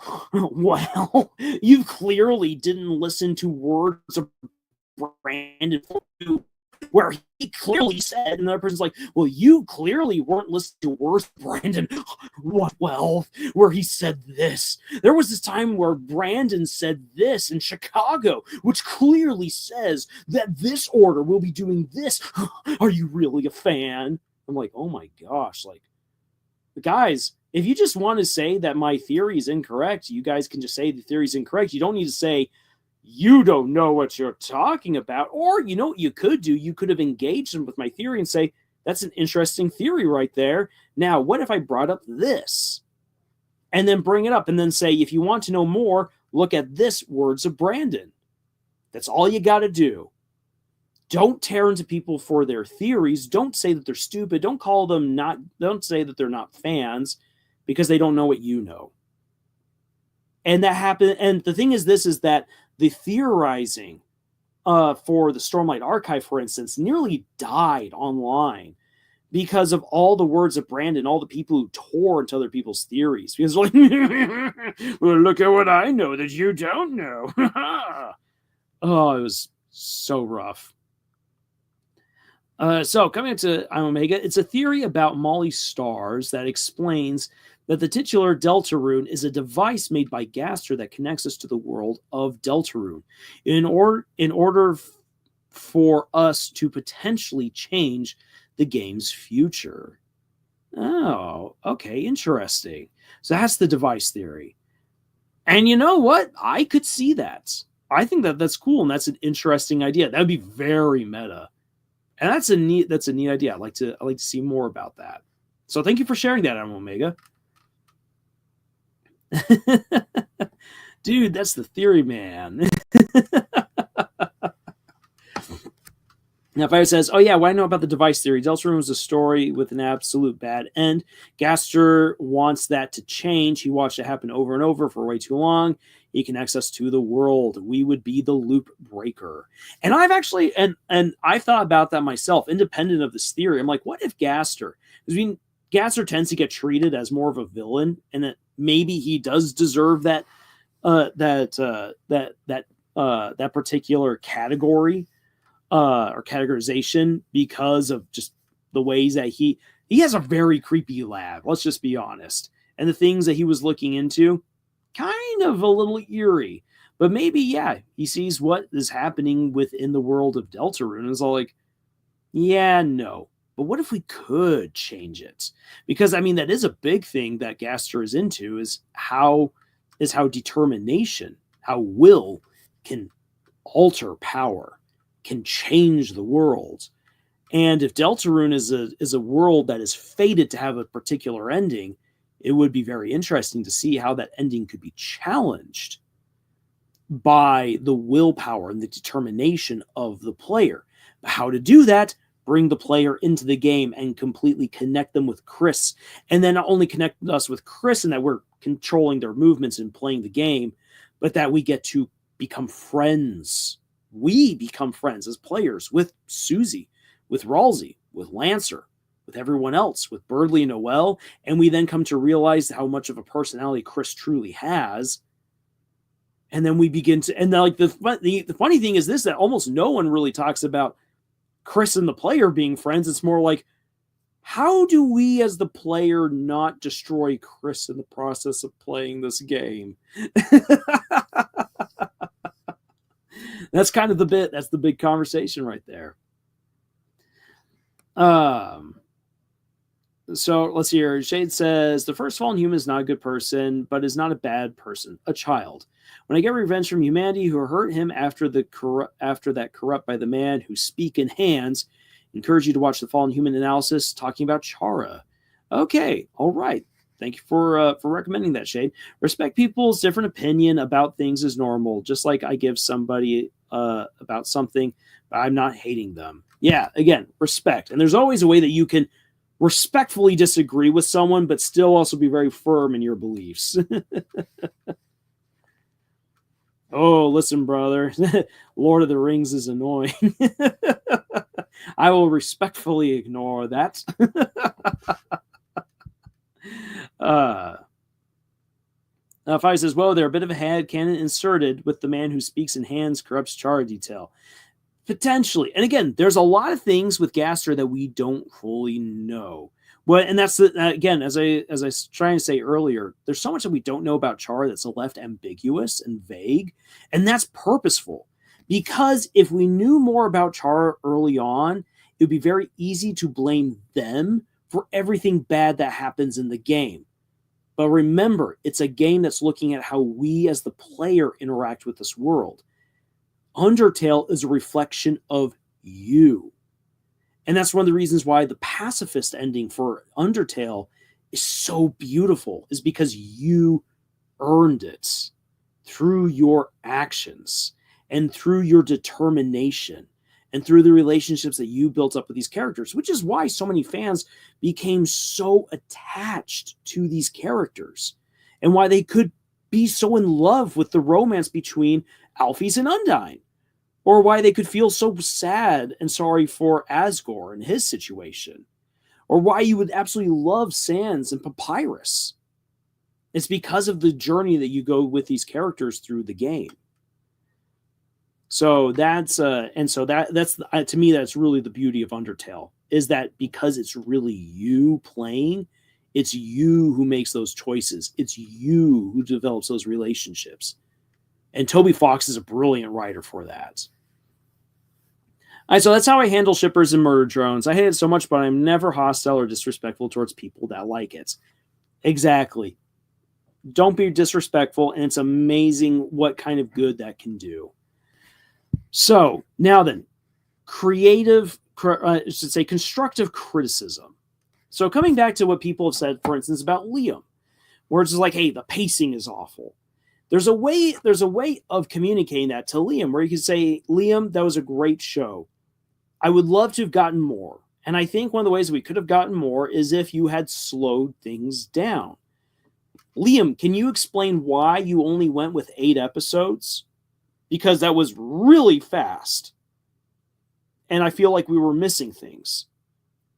And I think that if you could approach Liam in that particular way, like you're giving him your criticism and you're trying to open up a dialogue. Constructive criticism doesn't just simply put someone in their place and say, hey, this is what's wrong, fix it. It says, this isn't working for me. Why did you do it this way? How could you do it better? And here are some things that I think could be done better. And that approach is what makes it constructive. Criticism is very, very easy, but it's difficult to make it constructive. And so when, for instance, thinking about Undertale and Deltarune, constructive criticism for Toby Fox, again, I think that Toby Fox did brilliantly with Undertale. It's kind of becoming popular now for people to make videos tearing into Toby Fox and why his games aren't good. Personally, I love Undertale, and with Deltarune, it's still a game in progress. I think that Toby has already taken some criticism constructively with, for instance, the newsletters. Because earlier it was just, hey, I'll give you updates whenever they come. But that wasn't good enough. That made people upset. Because then you never knew if one of his tweets was him just trolling, him just having a good time being Toby, or him actually trying to communicate something important. And so he made the newsletters. And I don't think that he did that because of overtly negative feedback, because Toby's gotten tons of overt negative feedback in his responses to troll. The newsletter most likely came about because people constructively said, hey, look, we want you guys, we want you, Toby, to do better. We want people to be excited. We also want to know more. Maybe if you did like some steady update, let us know what's going on. You don't have to give away the game or the cool things that you're doing. Just let us know what's happening. Reassure us that this game is coming out, please. And hence we get the newsletter.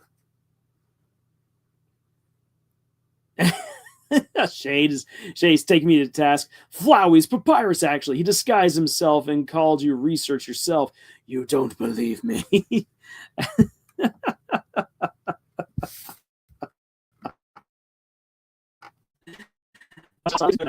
Look what they did to us. They did not give us anything. Where is it? The sequel. I agree. And we're just, oh my gosh. Silksong is so far behind schedule. And this is also where, again, I would say, like, what Murder Drones is now done. And so what I would do is I would turn, for instance, to Glitch Productions and say, hey, Glitch Productions, please make sure that your creators and that you yourself as the team are giving us updates regularly about what's happening with the shows that you have in production. You don't have to give anything away, but share stuff with us. And they're doing that more now. I think that they really did learn from the gaps between episodes in Murder Drones, how people got frustrated. And if you've noticed, Glitch Productions has been releasing way more content recently, and even recently dropping a short to show you how they make the Amazing Digital Circus. And so that's them reacting to good feedback. And if you just tear them and say, you guys suck, well, then you don't get good product. You guys don't get good responses. Fans need to be critical, but there's a way to be respectful. When you bring respect and criticism together, you get constructive feedback. And it is an art. It is an art on how to do that. Not everyone is as graceful with their constructive criticism as they probably ought to be right at the very beginning. But yeah, that's important. Let's see here. Fabio says, I can relate to using too many commas accidentally and making the message get misinterpreted. Garbage, these games ain't. I'd like to one day hear actual criticism of the guy's choices. Actual criticism. Darkest Daydream says, I recently came up with a Deltarune theory of my own. It's focused on the names of certain characters and what those names could mean for their arcs and the game as a whole. That's awesome, Dork. You want to share in the chat, or you can always be very bold and make one of your own videos about it, or a special post, whatever it is that you wish to do to share the particular theory. All right, hey, Toby gave us my obsessions since 2018. That has to mean something. Also says, we did get a Gaslight District update. There's a funny Murder Drones joke in that glitch short. Gooseworks is funny. Yes, she is. All right, and I'm so excited to see what we're going to get with the Gaslight District. I've been excited ever since I saw the very, very brief teaser for it, like over a year ago. Dark says, I've been thinking of making PowerPoint presentations to share my theories. Not a bad idea. Fabio, yo, some of y'all relate to everything you know about Chris as a person for now. Some things. Okay. Now then, I've talked plenty about what fans can do better, and that goes across the board. And it frustrates me how many people are falling out of love with Star Wars and Star Trek. For crying out loud, the stuff that you loved is still there. Continue to love it. That's one other thing. Fans need to stop falling out of love. Because if they do, then can they really call themselves fans? No. They are fad followers. And they are fair weather friends. A fan is someone who, even if they have to step away from the fan base or step away from the story but still loves it, or steps away from the creator because of something the creator did, but they still love the story, that's a fan. And we need to have more fans like that. Too many people who claim to be fans these days just get overly hurt over bad things happen. Again, I have no love for the Rings of Power, but the Rings of Power has not in the slightest diminished my love for the works of J.R.R. Tolkien or of his incredible legacy, or of the Peter Jackson movies. If anything, it makes me appreciate them even more. And yeah, sure, I would love to have had chapters 3, 4, and 5 of Deltarune already in my hands, but that's okay. That's okay that I don't have it right now, because when I eventually do get it, I'm hoping to love it. I'm going to experience it, and we're going to see how it plays out. I don't need to be angry at Toby Fox or angry at the other fans or something else because I don't have those chapters right now. And people just need to have that more positive outlook, more positive approach. So, all of that being said, now let's talk about the sins of the creators. So, talking about Deltarune and Undertale first, and then we'll spin this out a little bit more. Because while Toby Fox is a great guy, great creator, at least great guy as far as I know, Toby Fox, for one thing, even though he's a troll and all that, and that's absolutely part of his personality, maybe learn when to pull back a little bit, dude. Like, it's okay to have tons of fun, but you also do need to know where you kind of got to draw the line, because when people are like, I'm not sure if he's trolling or if this is real, that can be fun, but that can also get really frustrating real fast. And you want to be taken seriously when it's time to be taken seriously. Creators do have a lot of expectation on them. And there are times where you just want to be your own person and walk away from all of it. But the moment that you're in the spotlight, you need to be respectful to your fans. Even when they're not respectful to you, you need to be respectful, because respect always starts with you, whether you're a creator or a fan. So respect as a creator is very, very important. And you also need to love your story. Now, and Toby definitely loves his story, and I can see that.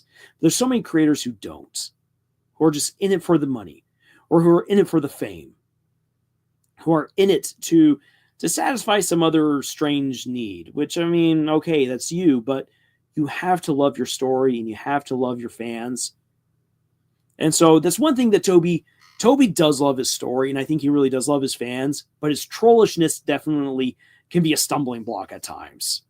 And that's just something that, hey, I actually think he's done a good job of being able to bring that under better control, especially thanks to stuff like the newsletter, because in the newsletter there he can be himself serious, and then he can have his fun there on Twitter or on any other site or just doing his own thing. And I think that he's finally reached that good balance, in my opinion. Another thing that creators do need to do is they need to be truly dedicated to your work, because once you get started, you're committed. You are committed to your work. Oh, George R. R. Martin, you do disappoint me. And yes, Toby Fox is dedicated to his work. Toby, as opposed to someone like Martin, who has dropped the ball, what we've learned through his newsletters is that Toby was overly dedicated, so much to the point that he was degrading his own health, much like Kubo for Bleach. That's not okay. Because if you destroy your own health, you destroy your own work mentality, and that degrades the overall product. You don't want to have that happen. And so you need to find that proper balance. You need to finish your work, but you need to also give yourself breaks. And when you need to take a break, you need to be open and honest about it. So another thing that more creators need to do is they need to also have better communication. Communication is hard for a lot of people. And I can understand that. There's a lot of people who feel very anxious, who feel very self-conscious. Maybe it's difficult to quite communicate to someone in a way where you're like, I'm able to now convey what you got to know. But you have to do it. Being a good creator does mean that you need to have good communication with others. And I think that we can see so many different instances across so many different shows, movies, books, comics, where there's just such bad communication. Holy cow. I'm going to take a quick drink right here.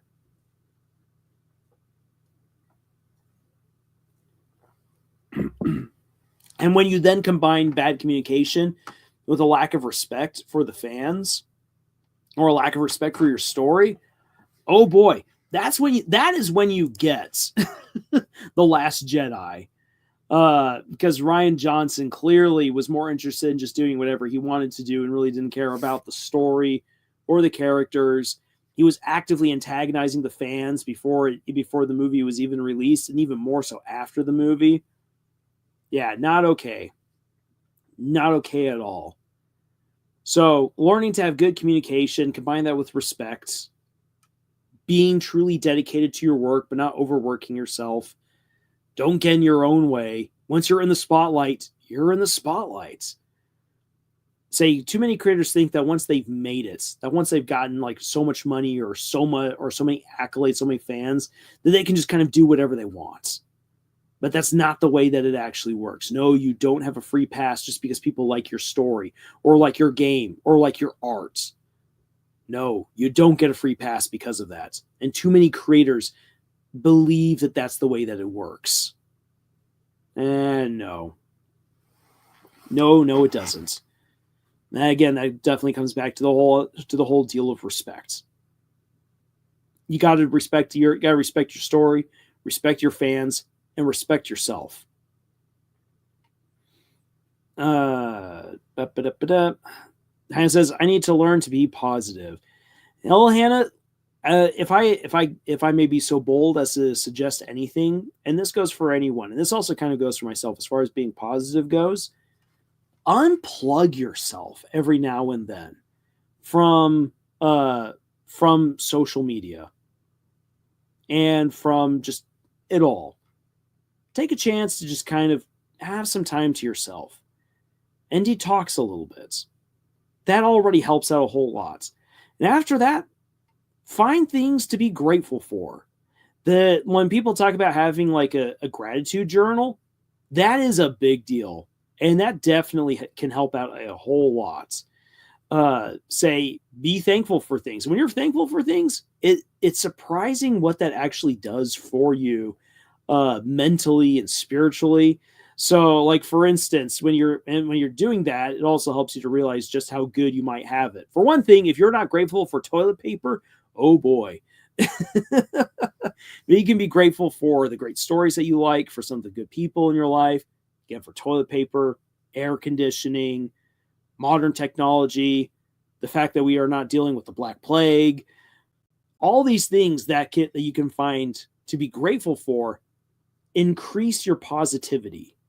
Next thing to help out with increasing positivity is to pay real compliments to other people. And it's amazing the power that compliments can have. So I quickly want to share this. I went once at the Phoenix Comic Convention, Fan Fusion, Arizona's version of Comic-Con. I went to a panel that was run by some steampunk people who, for this really fun challenge, it was amazing. It was so much fun. We did compliment duels. And so what you had to do is you had to give legitimate compliments to someone else, and you had to out-compliment the other person. And you were judged on how genuine your compliments were. And it was hilarious. And it was also at the same time just really liberating and gratifying and fun, because like you're meeting strangers and you're like, wow, well, you know what? I really like your costume. Okay, what else?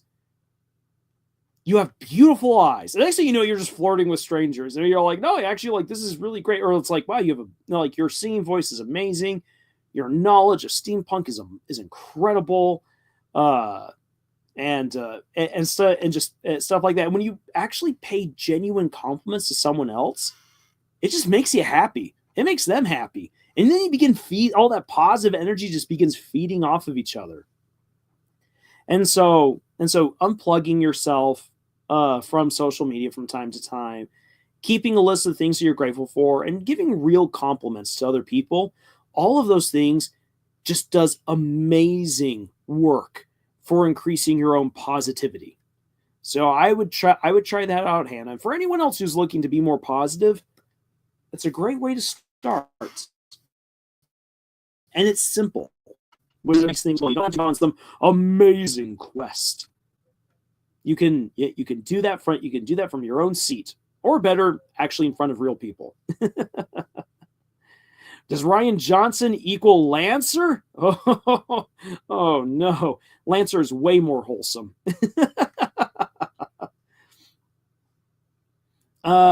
Art says, I don't mind The Last Jedi, but it really did show the lack of planning the sequels had. That's one of the biggest issue. It shows the lack of planning, because really by the end, what is Rey's character arc? And it's very clear that they had to jump to Palpatine's return somehow, because they had no other plan of what they were going to do. Oh boy.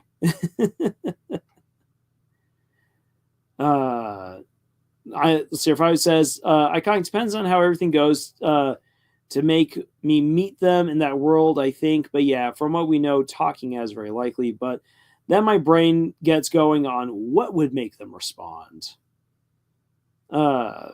I says, yeah, that's taken a lot of creators, I think. Oh, my fans will love whatever I make. I'm sure. No matter where I lead it, it won't matter. Shay says, normally I respect people have different opinions, but Undertale's a great game. I don't care what you're saying other than Dark Souls. No one likes the two games combined story and gameplay.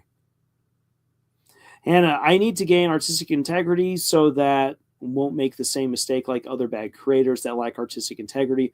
Also, that helpful tip advice. You're welcome. Fabio, I don't know why ho ho ho happened. You just still have the spirit of Christmas running through you. All right. Shay says the original Lord of the Rings and Star Wars are still great. Amen. Absolutely. Shay says, first thing I want to say, we need to make more Deltarune theories, and you need to take part of a live stream and make it a video. Say, I think that my live streams are just too much a stream of consciousness. It'd be hard to just simply clip it and make it a video, unless I were to do that for the lessons. But that also takes a lot of time. So It's all a matter of budgeting time. That's one of the things that people don't talk about when it comes to YouTube content creation, is all the work behind the scenes.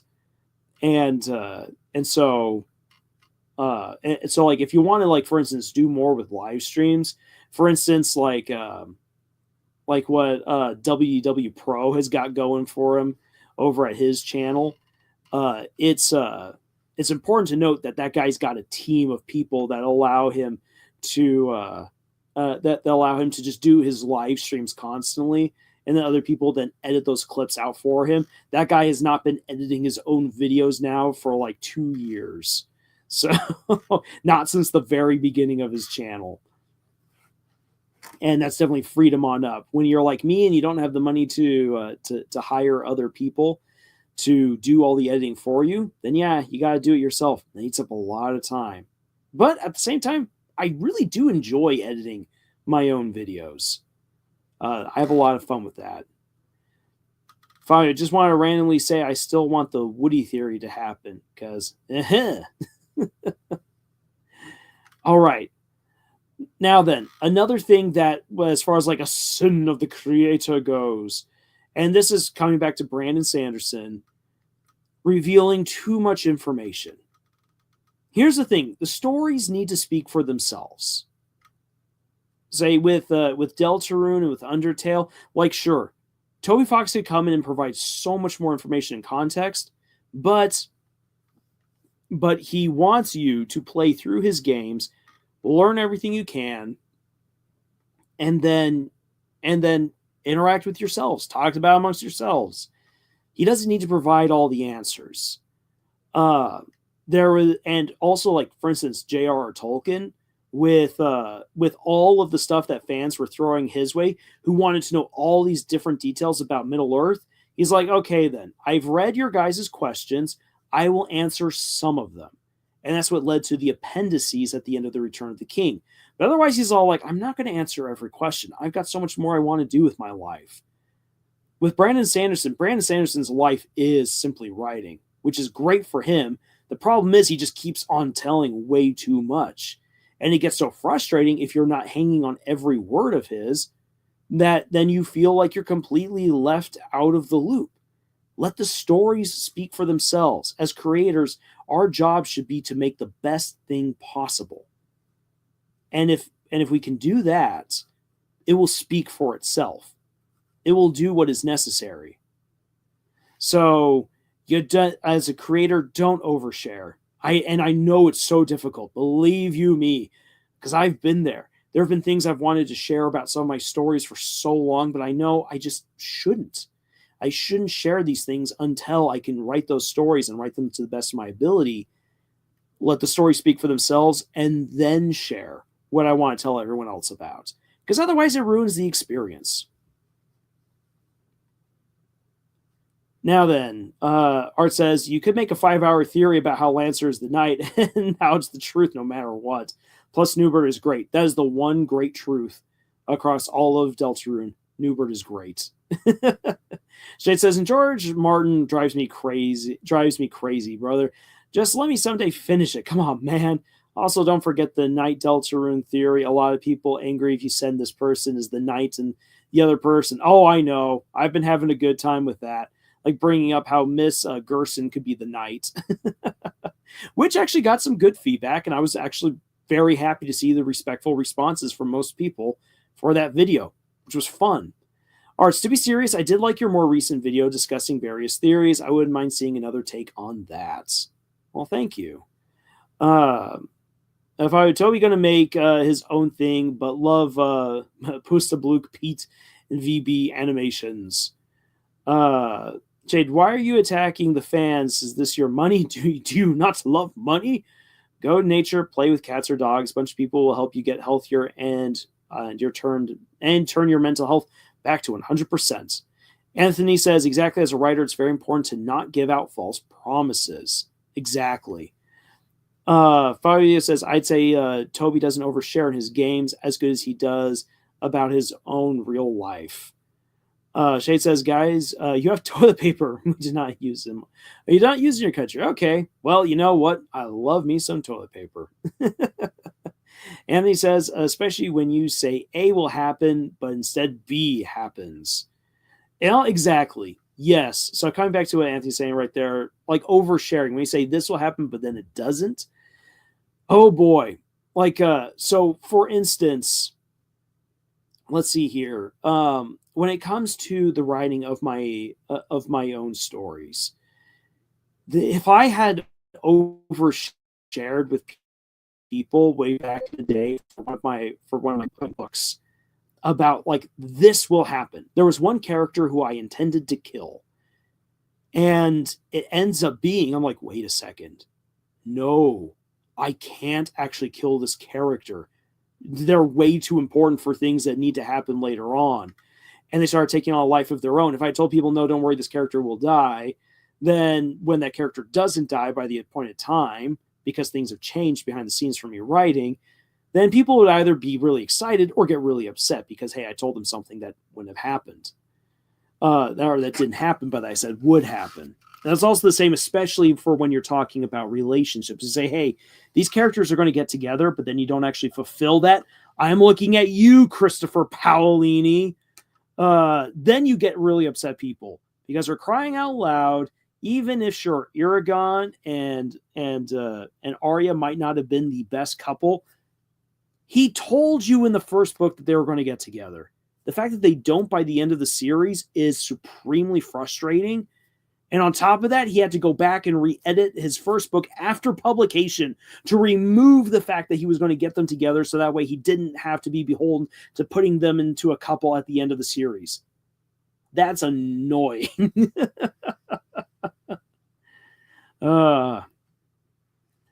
Shay says, seriously, you need to look into Undertale AU. It's truly crazy how the stories of the fans evolved and became a connected universe of fanfiction video games. You need to do a video about it.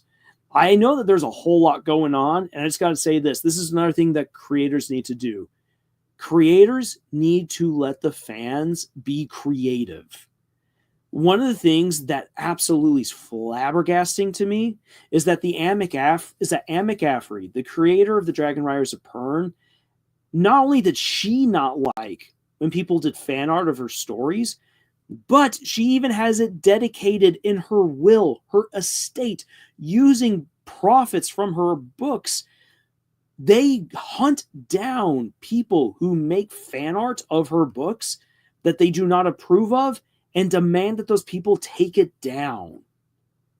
That's ridiculous. Let the fans be creative. Let them express themselves. I love how for Gravity Falls, how the fans came up with all their various alternate universes, but not only alternate universes, but they also came up with their own variations, for instance, of how different characters had interacted before we knew the Tale of Two Stands, which was fun. Holy cow. And I would even say that Alex Hirsch would recognize that some of the fan theories and some of the fan art and fan comics actually did it better than he did with the Tale of Two Stands. Tale of Two Stands is still great, but what the fans created was amazing. Holy cow. It was so good. And he appreciated what they did. And that's something that a good creator does, is let the fans be creative and really just let them do their thing. Another great example of this would be for Star versus the Forces of Evil. Now that's, oh my gosh, that series imploded by the end. However, Mooring Mark kept that thing alive with his comic series. I think that Mooring Mark with his AU for Star ended up doing more for the Star versus the Forces of Evil franchise overall than anything that the actual creators did. So let the fans be creative. Let them do their own thing and just let them have fun with it. And it's amazing what they will do. And that's a great way of showing respect. Now then, does come with a bit of a caveat, because when you let fans be creative, that's when shipping starts getting really crazy. That's when people might start doing some very uncomfortable fan art and stuff like that. As a creator, again, good communication. You need to talk about how, hey, look, guys, I want everyone to be respectful. Please also be respectful to my own characters. You guys can have your own fan fiction and everything, and that's great. But also do remember, we're all just human. Be respectful to other people. Don't go too overboard with some of your art. Like, if that's some of the stuff you wish to do, I can't stop you. But please, again, be respectful to other people. And that's something that I think creators need to do far more of. So many creators are scared of annoying and upsetting their fans, because their fans are kind of their lifeblood, because, hey, they're paying for the stuff that you're creating. But that doesn't mean that you can't say, hey, look, again, please be respectful to other people. Be respectful to me and to my characters. If there's certain things you wish to write or to do, I honestly can't stop you. However, again, please be respectful. Don't tear someone down for their theories. Don't tear someone else down for their ship. And don't go posting rude things online or grotesque artwork to feel like you're owning someone else. That's not okay. And I think more creators need to be open about that. I think if that happened a whole lot more, that would be better. Art says, yeah, I remember the whole kerfuffle over Aragon and Arya. I stayed out of that convo. I just watched from the sidelines. Oh, yeah. That was something else. Shay says, I see a lot of live stream YouTubers do this trick. They make the live stream like a video. They stop a second, continue talking, and then after that, they upload a video. They make it very easy. Well, they can do that, but again, this is kind of my stream of consciousness stuff. Anthony says, let the 90% silent sane shippers, majority of them, be creative. Yes, exactly. Fabio says, you hear this, Nintendo? Control y'all's lawyers' trigger fingers. I don't care what Japanese law supposedly says at this point. Be respectful, even if your fan art is hardcore stuff not everyone else is into. And do what you're into for you, not anyone else. Oh, yeah, Lars even said in his own words. Yes. And there's ways of being respectful, even with some of your crazy fan art or fan fiction, especially if you want to go pretty far on out there. Doesn't mean that you have to be really weird about it. And you know it when you see it. Shay says, the story about any fear, One Piece, nobody dies important. I said, nobody important dies. I'm serious. And no, his brother is not important. Literally, he said in the last minute he changed to his father, who is the father of him. Yes, the One Piece fan base. In any case. So yeah. So those are some things that creators can definitely do. Have better communication, be committed to your story, understand that you're in the spotlight, that you're going to be expected to act a certain way. Please make sure you do that. Don't get in your own way. Respect. Don't overshare. And coming back to constructive criticism, when constructive criticism comes your way, when any criticism comes your way as a creator, you need to learn how to develop a thick skin. And that means that you do have to confront what other people are saying. Stuff that you might not want to hear. Stuff that definitely isn't great. There's a lot of bad takes. But don't just be like, oh, that's a bad take, therefore everyone's takes are bad. No. When you get a bad take from someone and you know it, laugh at it and move on. Excuse me. Instead, learn to look for and appreciate. Look for and appreciate the good feedback. It's great to get praise, and praise is awesome. That's the stuff you should look forward to when you're having a bad day. But look for what people are saying where it's like, hey, I like this, but this wasn't working for me. Or I really enjoyed this, but there's one thing that I didn't enjoy. Maybe you could work on this. Or I saw this mistake, and maybe this is how you can fix it. When you come across stuff like that, don't take it as like, oh my gosh, this is all bad. No, you've received critique from someone who cares about your story and wants to see you improve. So take it seriously. And I'm trying to do that with the feedback that I get from other people. And it's difficult. but it can be done, and you yourself can slowly improve as a creator. Giles Flipper. Omega says, honestly, I'm G. I'm good. Art says, yeah, it can be hard to hear a rough opinion on your own work, but you gotta take it. Exactly. You gotta take it at some point. Because you do need that feedback. And it's another way of being respectful. So if you do get a misunderstanding that made someone dislike your story, it's okay to clear that up. Or would that be a confrontation? It's a confrontation depending on how you treat it. So for instance, for my book, Notice Me Send Pie, I shared it with my niece because I wanted the feedback from a teenager. I wanted feedback from a teenage girl since the main character is a teenage girl. And she said she hated the book, which was a gut punch. I'm like, oh, my niece doesn't like my own book. What have I done? So I'm like, okay, well, why don't you like it? And she's like, oh, I just didn't like the characters. And I'm like, okay, well, what was it about that you didn't like? She's like, I just didn't like what they were talking about, okay? And it took a little bit of conversation, not being all like, well, tell me what's wrong, but like, talk it over, get people to express themselves coherently. And what I ultimately found out from her was the reason why she hated the book was not because I had poorly written it or because my characters were necessarily awful in of themselves. The reason why she didn't like my book was because it was way too on the nose. It was exactly like her time in high school, and she hated most of her high school, most of her classmates because of how weird and obnoxious they were. And I had perfectly captured in that book what it was like for her to be in high school. And so even though she didn't like my book, I was like, okay, then I can understand that. Yes, I did it. I wrote realistic teenagers.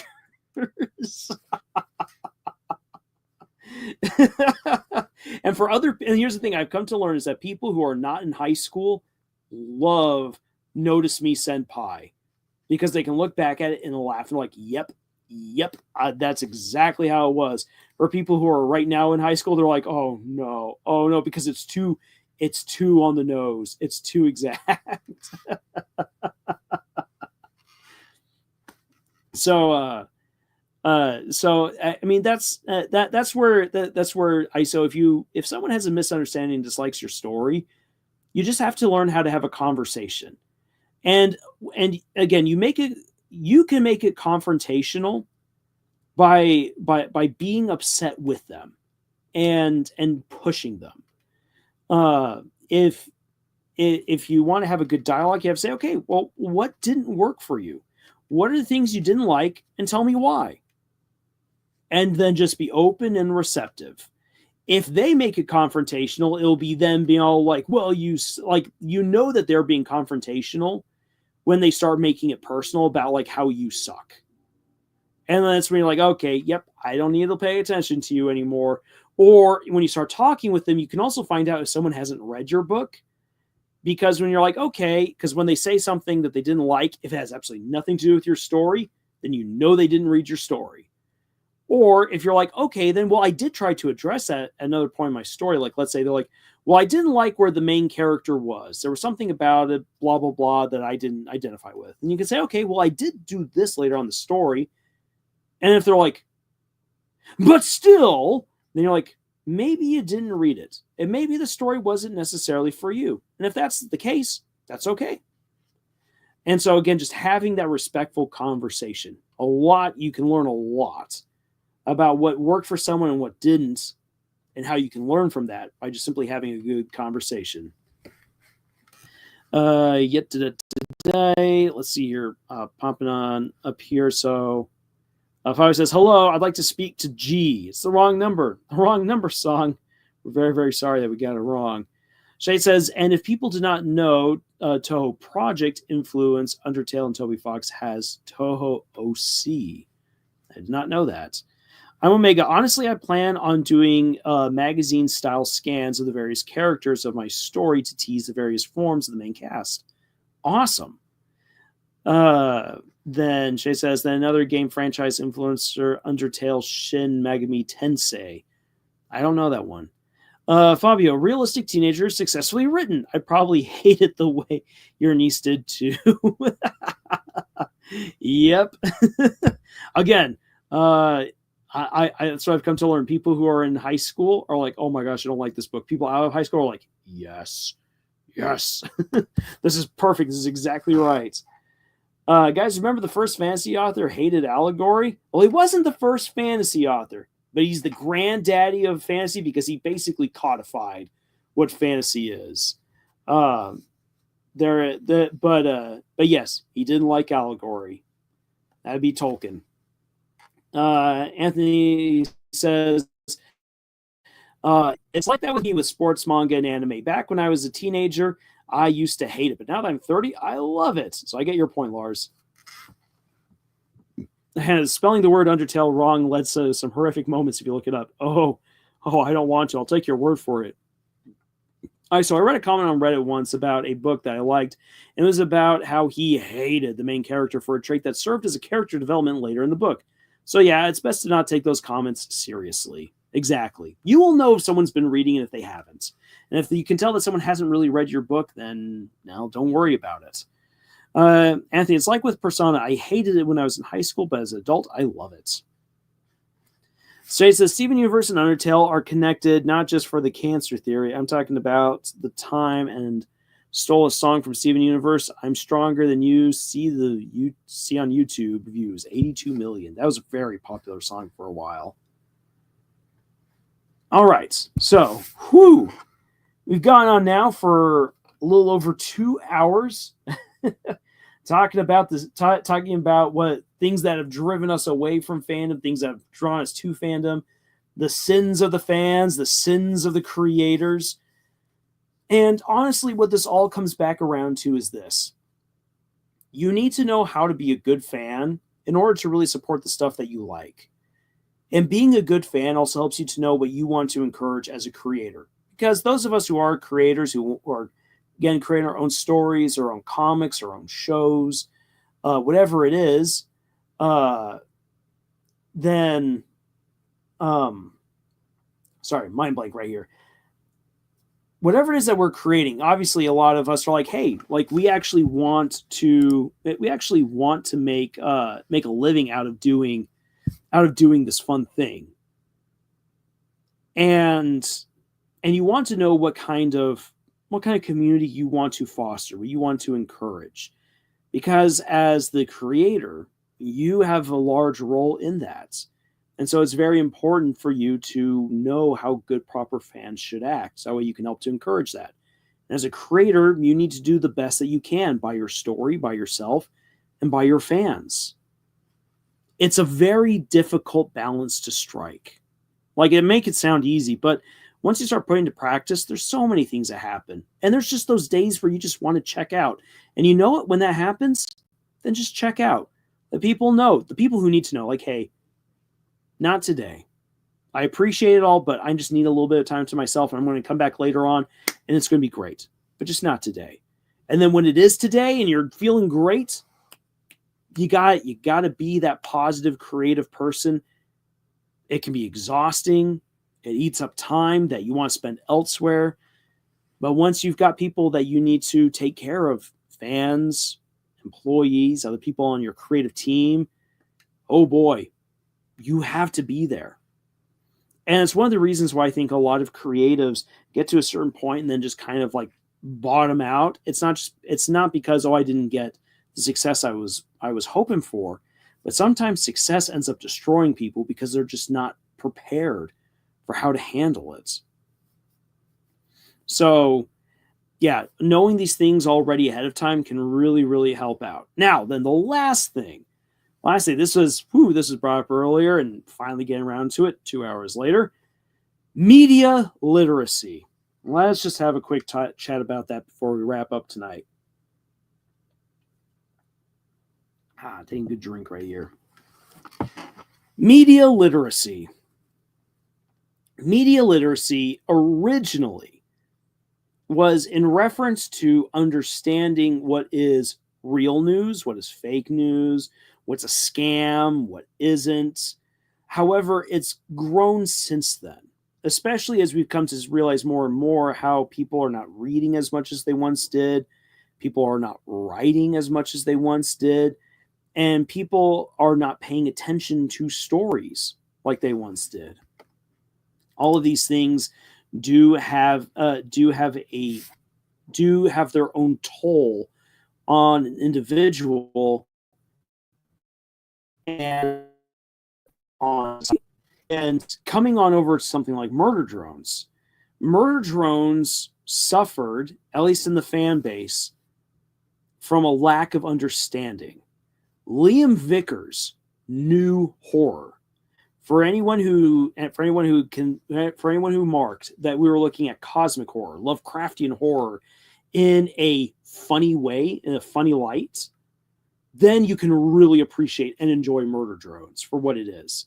But there were so many people who didn't understand that this was a horror story from beginning to end. And so things happened that just really rubbed them wrong. And they're like, why is it trying to be spooky now? Why is it trying to be so like violent now? Or why is it doing this? Or why are there jokes and funnies and love in my horror story? That doesn't work. And it's because people, unfortunately, have just not fully understood. People have lost their understanding of what makes an actual horror story. It's not the jump scares. It's not the blood and guts. There's so much that goes into making a good horror story. And that horror stories need breaks. They need levity in order to actually sustain that suspense, because eventually you just break people if you do too much. And so people, sorry, little brain fart moment right here again. People need to go back and re-educate themselves on really what is horror and what can you do with horror. There's so many things. It's a very versatile genre. You can have a lot of fun with it, which is what Liam Vickers did. He took full advantage of so many aspects of the horror genre in order to create Murder Drones with all of its romances, with its humor, with the world building, and Liam Vickers' own weird flair for psycho girls and slightly meta commentary and references that probably belong back in the early 2000s.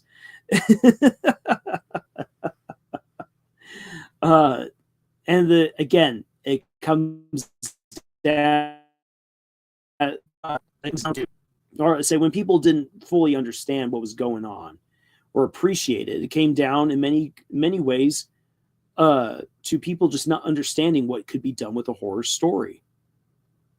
So yeah, know your genre. Do a little bit of research. Get to know what you can do with stories and what other stories are out there. So sorry if I'm feeling a little bit scatterbrained here. Again, for those people who are here from the beginning, oh boy, I've been working my tail off. I am tired, but let me actually dive into one bit of criticism, excuse me, that I heard from some people about the War of the Rohirrim that immediately indicated to me, yes, someone has not read some of the stuff that they should have. When people said Helm Hammerhand should not have died, and no, that's not even a need for a spoiler, because that's an element of the story that is decades old. In fact, that's absolutely crucial to the whole story, is that Helm Hammerhand has to die by the end. So there are people who are like, Helm dying the way that he did it's so bad, it doesn't make any sense that he would have died this way. And I'm like, have you not read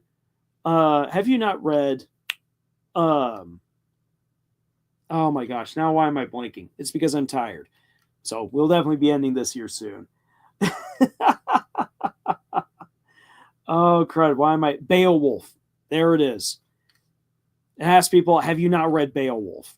And there are people who are like, why do I need to read Beowulf in order to appreciate this movie? I don't need to do homework. And I'm like, well, it's not that you had to read Beowulf before watching this movie. But if you want to appreciate both this movie and the original story that Tolkien wrote, you need to have read Beowulf. Because the story of Helm Hammerhand is in many ways similar to the story of Beowulf and what happens to Beowulf at the end of his life. And what I've come to realize is that there's a lot of people who haven't read Beowulf. They've maybe watched the movie and laughed at the bad CGI, and that's it. Reading, and they're like, oh, I don't want to read Beowulf because that just reads weird. Beowulf is a great book, is a great story for one thing, so you absolutely should read it.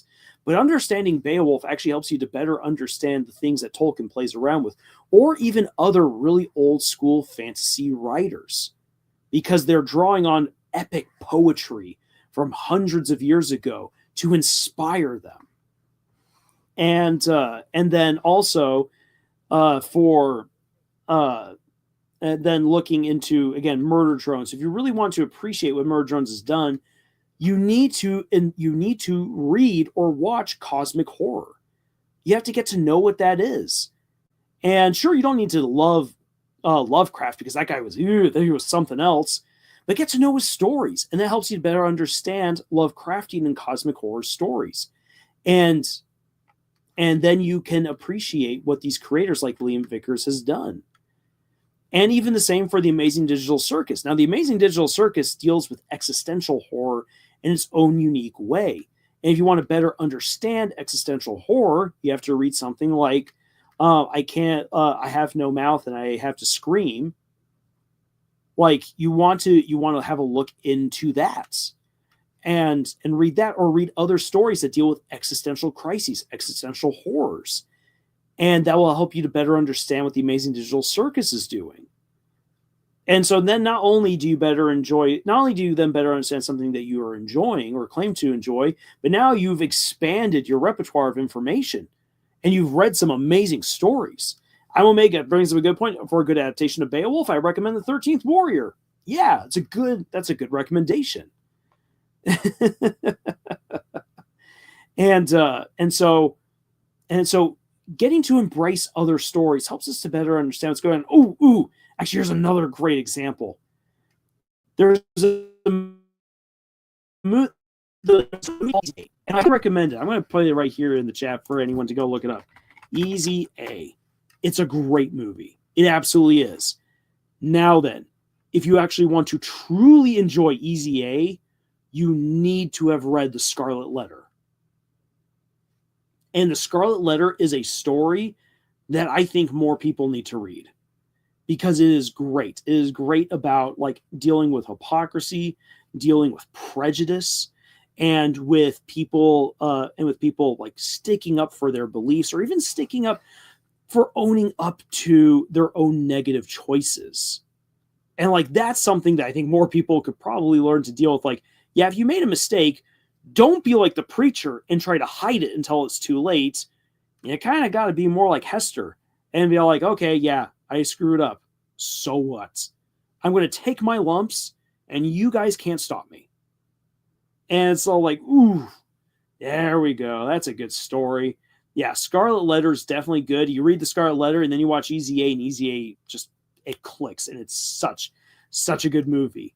The movie adaptation for The Great Gatsby, sure, it's good, but you got to read The Great Gatsby to understand its critique of the Roaring Twenties, of the American dream overall, and of the immigrant experience in that, which then makes the story just really come alive in a whole new way. And you better appreciate just how horrible a lot of these characters are. And that brings out the tragedy within the story. So getting to know more stories, not just simply getting the audiobook and then tuning it out as you go about doing stuff, or looking up really quick stuff on TikTok about it, or even watching videos on YouTube. Actually, for yourself, get invested in other stories. Look at what other people have done. Learn about the genre that you find yourself interested in. Sure, it takes a little bit more time on your part, but the more effort you put into learning about the things that you truly do enjoy or that you profess to enjoy, the more you come to appreciate what other creators do, the more you love it, or the better you can spot the mistakes. And then you can reach out to those creators and say, okay, I see what you're trying to do, but maybe it could have been done better this way. Again, that good constructive criticism that does come from a place of love. That as fans, we try to do. Be an informed fan. Now then, for those, now that could easily be turned on me and say, well, Lars, you should read all the words of Brandon in order to come up with a good theory. So there. Again, Brandon Sanderson shares way too much. There's enough in his books. The guy's written over 50 books. Let the books speak for themselves. There's a whole lot to read in there. If I tried to read all of his books and then the words of Brandon just to then come up with a good theory, by the time I've done all of that, he's already written another 4 books, and that theory is already garbage. So let people theorize. Let people be creative. They can be informed fans by diving in on their own. And if a theory doesn't turn out to be correct, okay, fine, whatever. Move on. Be like Hester Prynne, take your lumps and move on. I got my scarlet. Actually got a couple of scarlet letters right here to prove that my theories haven't been correct.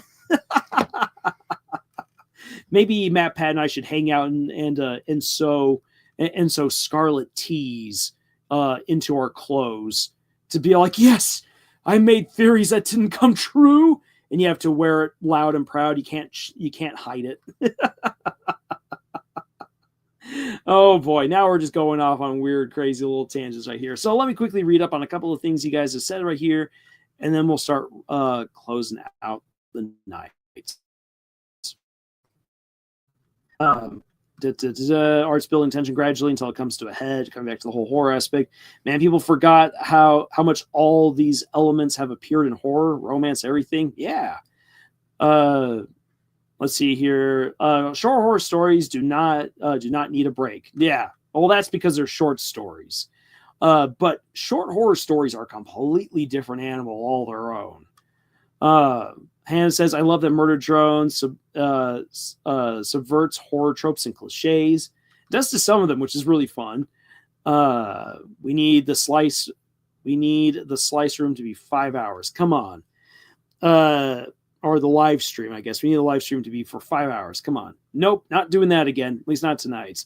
I said something about Murder Drones being a great horror at one point, and I got a reply saying it wasn't horror. It was only sci-fi. I have the guy a screenshot of the comedy horror tags. Oh, I gave the guy a screenshot of the comedy horror tags. Yes. Yep. Anthony says, definitely. I think what makes a genre a great genre, whether it's music, video games, anime, cartoon shows, etc. Murder Drones is just a funny Family Guy. Oh, it's so much better than Family Guy.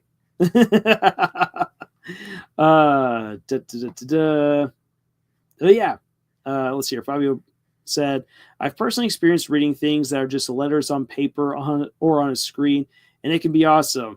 I'm sure even people with aphantasia can enjoy it, even if I can barely grasp how. Undertale and Deltarune. All right. After hearing what you said, I guess I have some Toku to watch. Yep. And say we can all expand on our knowledge of different genres, of different stories that have come before, different movies, shows, and the likes. Though the one thing is this, the one little caveat to us needing to be more media literate and getting more involved is that we always do have limited time. Sorry, that's just the truth. You'll never get to everything that you want to do. And that's a hard truth pill to swallow, but it's necessary. And so I know that I will never get to all the shows I want to watch or all the books I want to read. You just got to do the absolute best that you can. You know what aphantasia is, Lars? I'll be honest, Fabio, it's not registering with me right now. I know I've probably heard that word once upon a time, but nope, it's just right now not clicking. Maybe it's again because I'm so tired. I'm like, if you want a good example of a good fight scene, that I recommend watching the debut of Kamen Rider Vlam. It's short, but it's good. All right. Well, let's wrap it on up here. Let's aphantasia. The condition where a person is unable to create mental images. It's not considered a medical condition or disability, but rather a difference in how the brain works. Yep. Yeah, say that is something that for someone like me who is very visual, that's a hard thing to comprehend. But nope, there are definitely people like that. Now, there is a definitely difference between people who have a hard time creating or can't create mental images, as opposed to the people who you ask them to imagine something and they literally cannot put anything together. And it's just like, say what?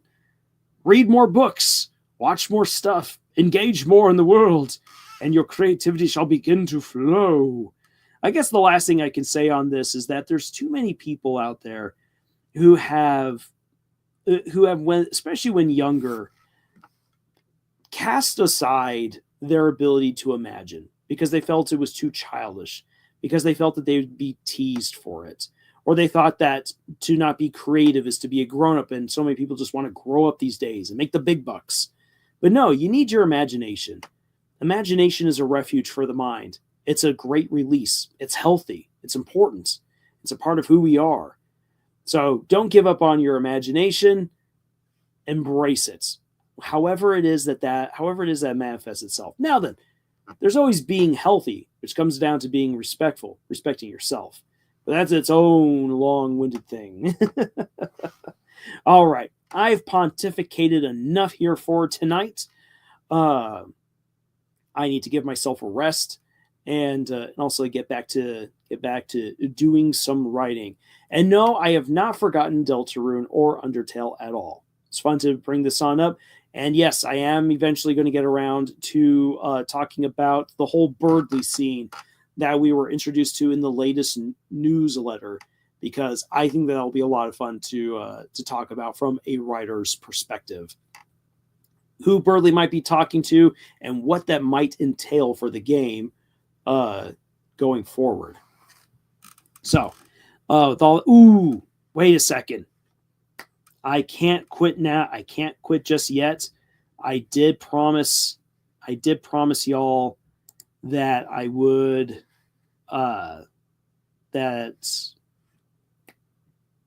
again, tired brain, that I would give you guys a chance to win your own frog. Shade has so far been the only person who's tried to get the correct number of frogs. Was close, but not yet there. So let me, you know what? Because this is so annoying when this happens. I gotta go this way. I gotta go freaking backdoor, because StreamYard won't let me actually upload that video exactly as it is. And the reason for that, that's just annoying, is because of the video type. I don't know why it is the way that it is, but it's just a little frustrating. So let me quickly go the backdoor route. There we go. Downloading the video. I'm going to rip it right off of YouTube and bring it to you guys. Hopefully. This is kind of silly and embarrassing, but it happens. I came here late. What is the frog thing? Frog thing is this, Fabio. So for the reviews that Scott and I will be doing for the Apothecary Diaries, which is one of the big anime coming back this season, we are going to have frogs hidden in every single video. Now then, if you know, you know. If you don't know, that's okay. You'll eventually know. But what we're doing is we're having a little competition. if anyone can fit, the first person to get the correct number of frogs in each video will get their own frog that has been specially made by Camille. That frog will then be featured in every single subsequent video that we do. So you'll be immortalized on the interwebs here on YouTube. And hey, you get your own little frog that will have your name attached to it and everything. Plus, who doesn't like getting something awesome? At least I would hope so. So as that's right now ripping on right there, where you're not ending the live stream, something happened. I did say that I was going to give you guys a chance to get your own frog, but in order to do that, I have to actually show the video with the frogs, which I'm right now currently getting. I wish to become an immortal frog. Well, if you want to do that, you first got to make your way on over to Amphibia, which, you know what, it's kind of sad. So as I'm right now getting up this video, that's one of the things that I'm kind of sad about when it comes to Amphibia. Amphibia will be remembered and cherished as something like Gravity Falls. And I see that already even with the Owl House. The Owl House and Amphibia will probably not remain for very long in the public conscious past the 2020s, which is kind of sad. Gravity Falls will still most definitely be. It will be remembered. But Amphibia was such a great show. It was so good. And it definitely deserved way more love than what Disney gave to it. Oh my gosh. If you guys haven't seen Amphibia, I highly recommend it. Okay, so let's see here. Come on, StreamYard. There we go. Okay. To the downloads.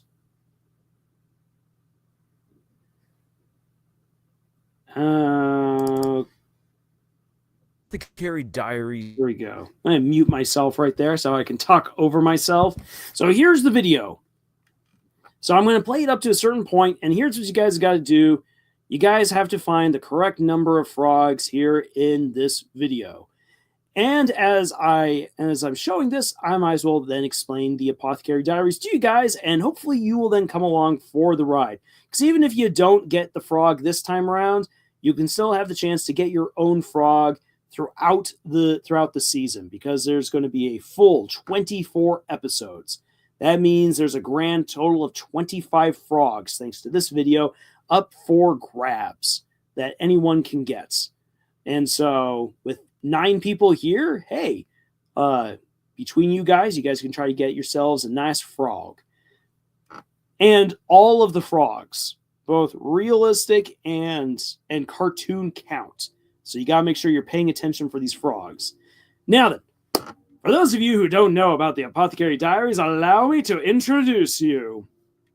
So, the Apothecary Diaries follows the adventures of a girl named Mau Mau. Mau Mau is abducted from her home, which is in the Red Light District. And she is sold as a slave, though they don't use the word slave. They're like, oh, as a servant, but you know she's a slave. She is sold as a slave to the royal palace. And she's supposed to fulfill her contract, and then eventually she will be freed. She just has to keep her head down and do her thing. However, things take an unexpected turn when, as she is a servant for the women in the who are part of the royal harem, the children of the royal harem begin getting sick and dying. And everyone thinks it's a curse. Well, Mau Mau discovers that there is actually no curse, but that there's a medical reason behind the death of these children. And so she shares it. And when she shares it, people realize, oh, this girl is smart. And only that, she can read. So she's a very valuable asset. And so she then, even though she just wants to be able to get out of the, like, she wants to just work out her contract and finally leave and go back home, she's unable to. She is now bound to the royal palace. And from there, all of these adventures then begin to ensue. So, because she's able to identify poisons, in order to keep her within the palace, she is then assigned to one of the ladies of the court. It's a lady Gokyo as the poison tester. Her job is to consume the poisons and identify if there's anything there. And if there is, well, then it's kind of bad for her because she might die. And so the adventures that Mao Mao is in are all her trying to figure out more about the court, trying to survive potential assassinations. And as it goes on, more and more mysteries begin to open up to her. And she gets embroiled in them as a bit of a detective, as all of these different mysteries begin coming together to tell a very big story. And that's the first season. And it's really, really cool. For those people who like Sherlock Holmes, you'll definitely find something great in here. For people who want to see like a good, strong female character who thinks for herself as her own person, this is a great story. For people who are interested in historical fiction, this is great. And the animation is gorgeous. So the Apothecary Diaries is definitely something I recommend. Now then, we've come to the end of that little video right there. Did you catch the correct number of frogs?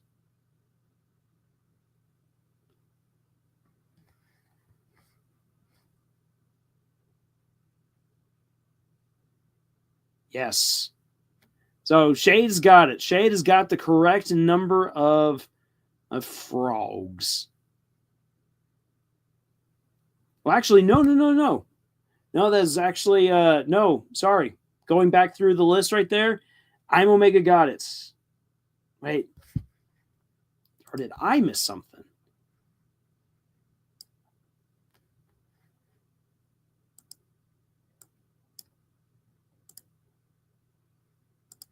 Let's see here. Oh, now I get what's going on here.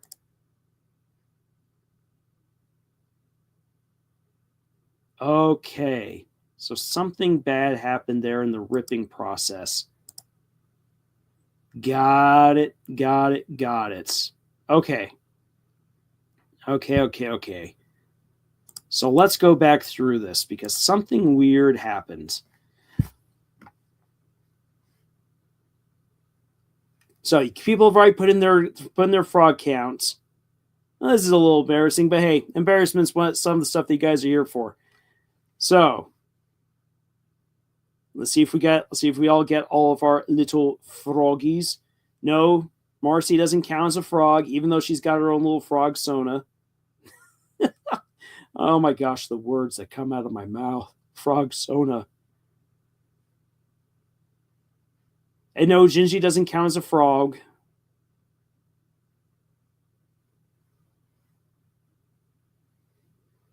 Alrighty. So, while waiting for the first frogs, yes, for those of you who catch that first, 2 frogs. We haven't yet gotten there. The 2 frogs are the first to show up. But as we're waiting for those 2 frogs to reveal themselves, I will just, again, highly recommend seeing the Apothecary Diaries. There's our 2 frogs. And especially for some of the stuff that shows up later on. There we have 3 frogs. So there we got 5 frogs so far, everyone. Then there's our 6 frogs. So one of the things that happens later, so there's a big profile assassination attempt that you have to be paying attention to all of these other little mini cases along the way, which is where the Sherlock Holmes element definitely comes on in. But it's incredible how all of these, and there's 7 frogs. So far we've got 7 froggies. It's great how to see how all these different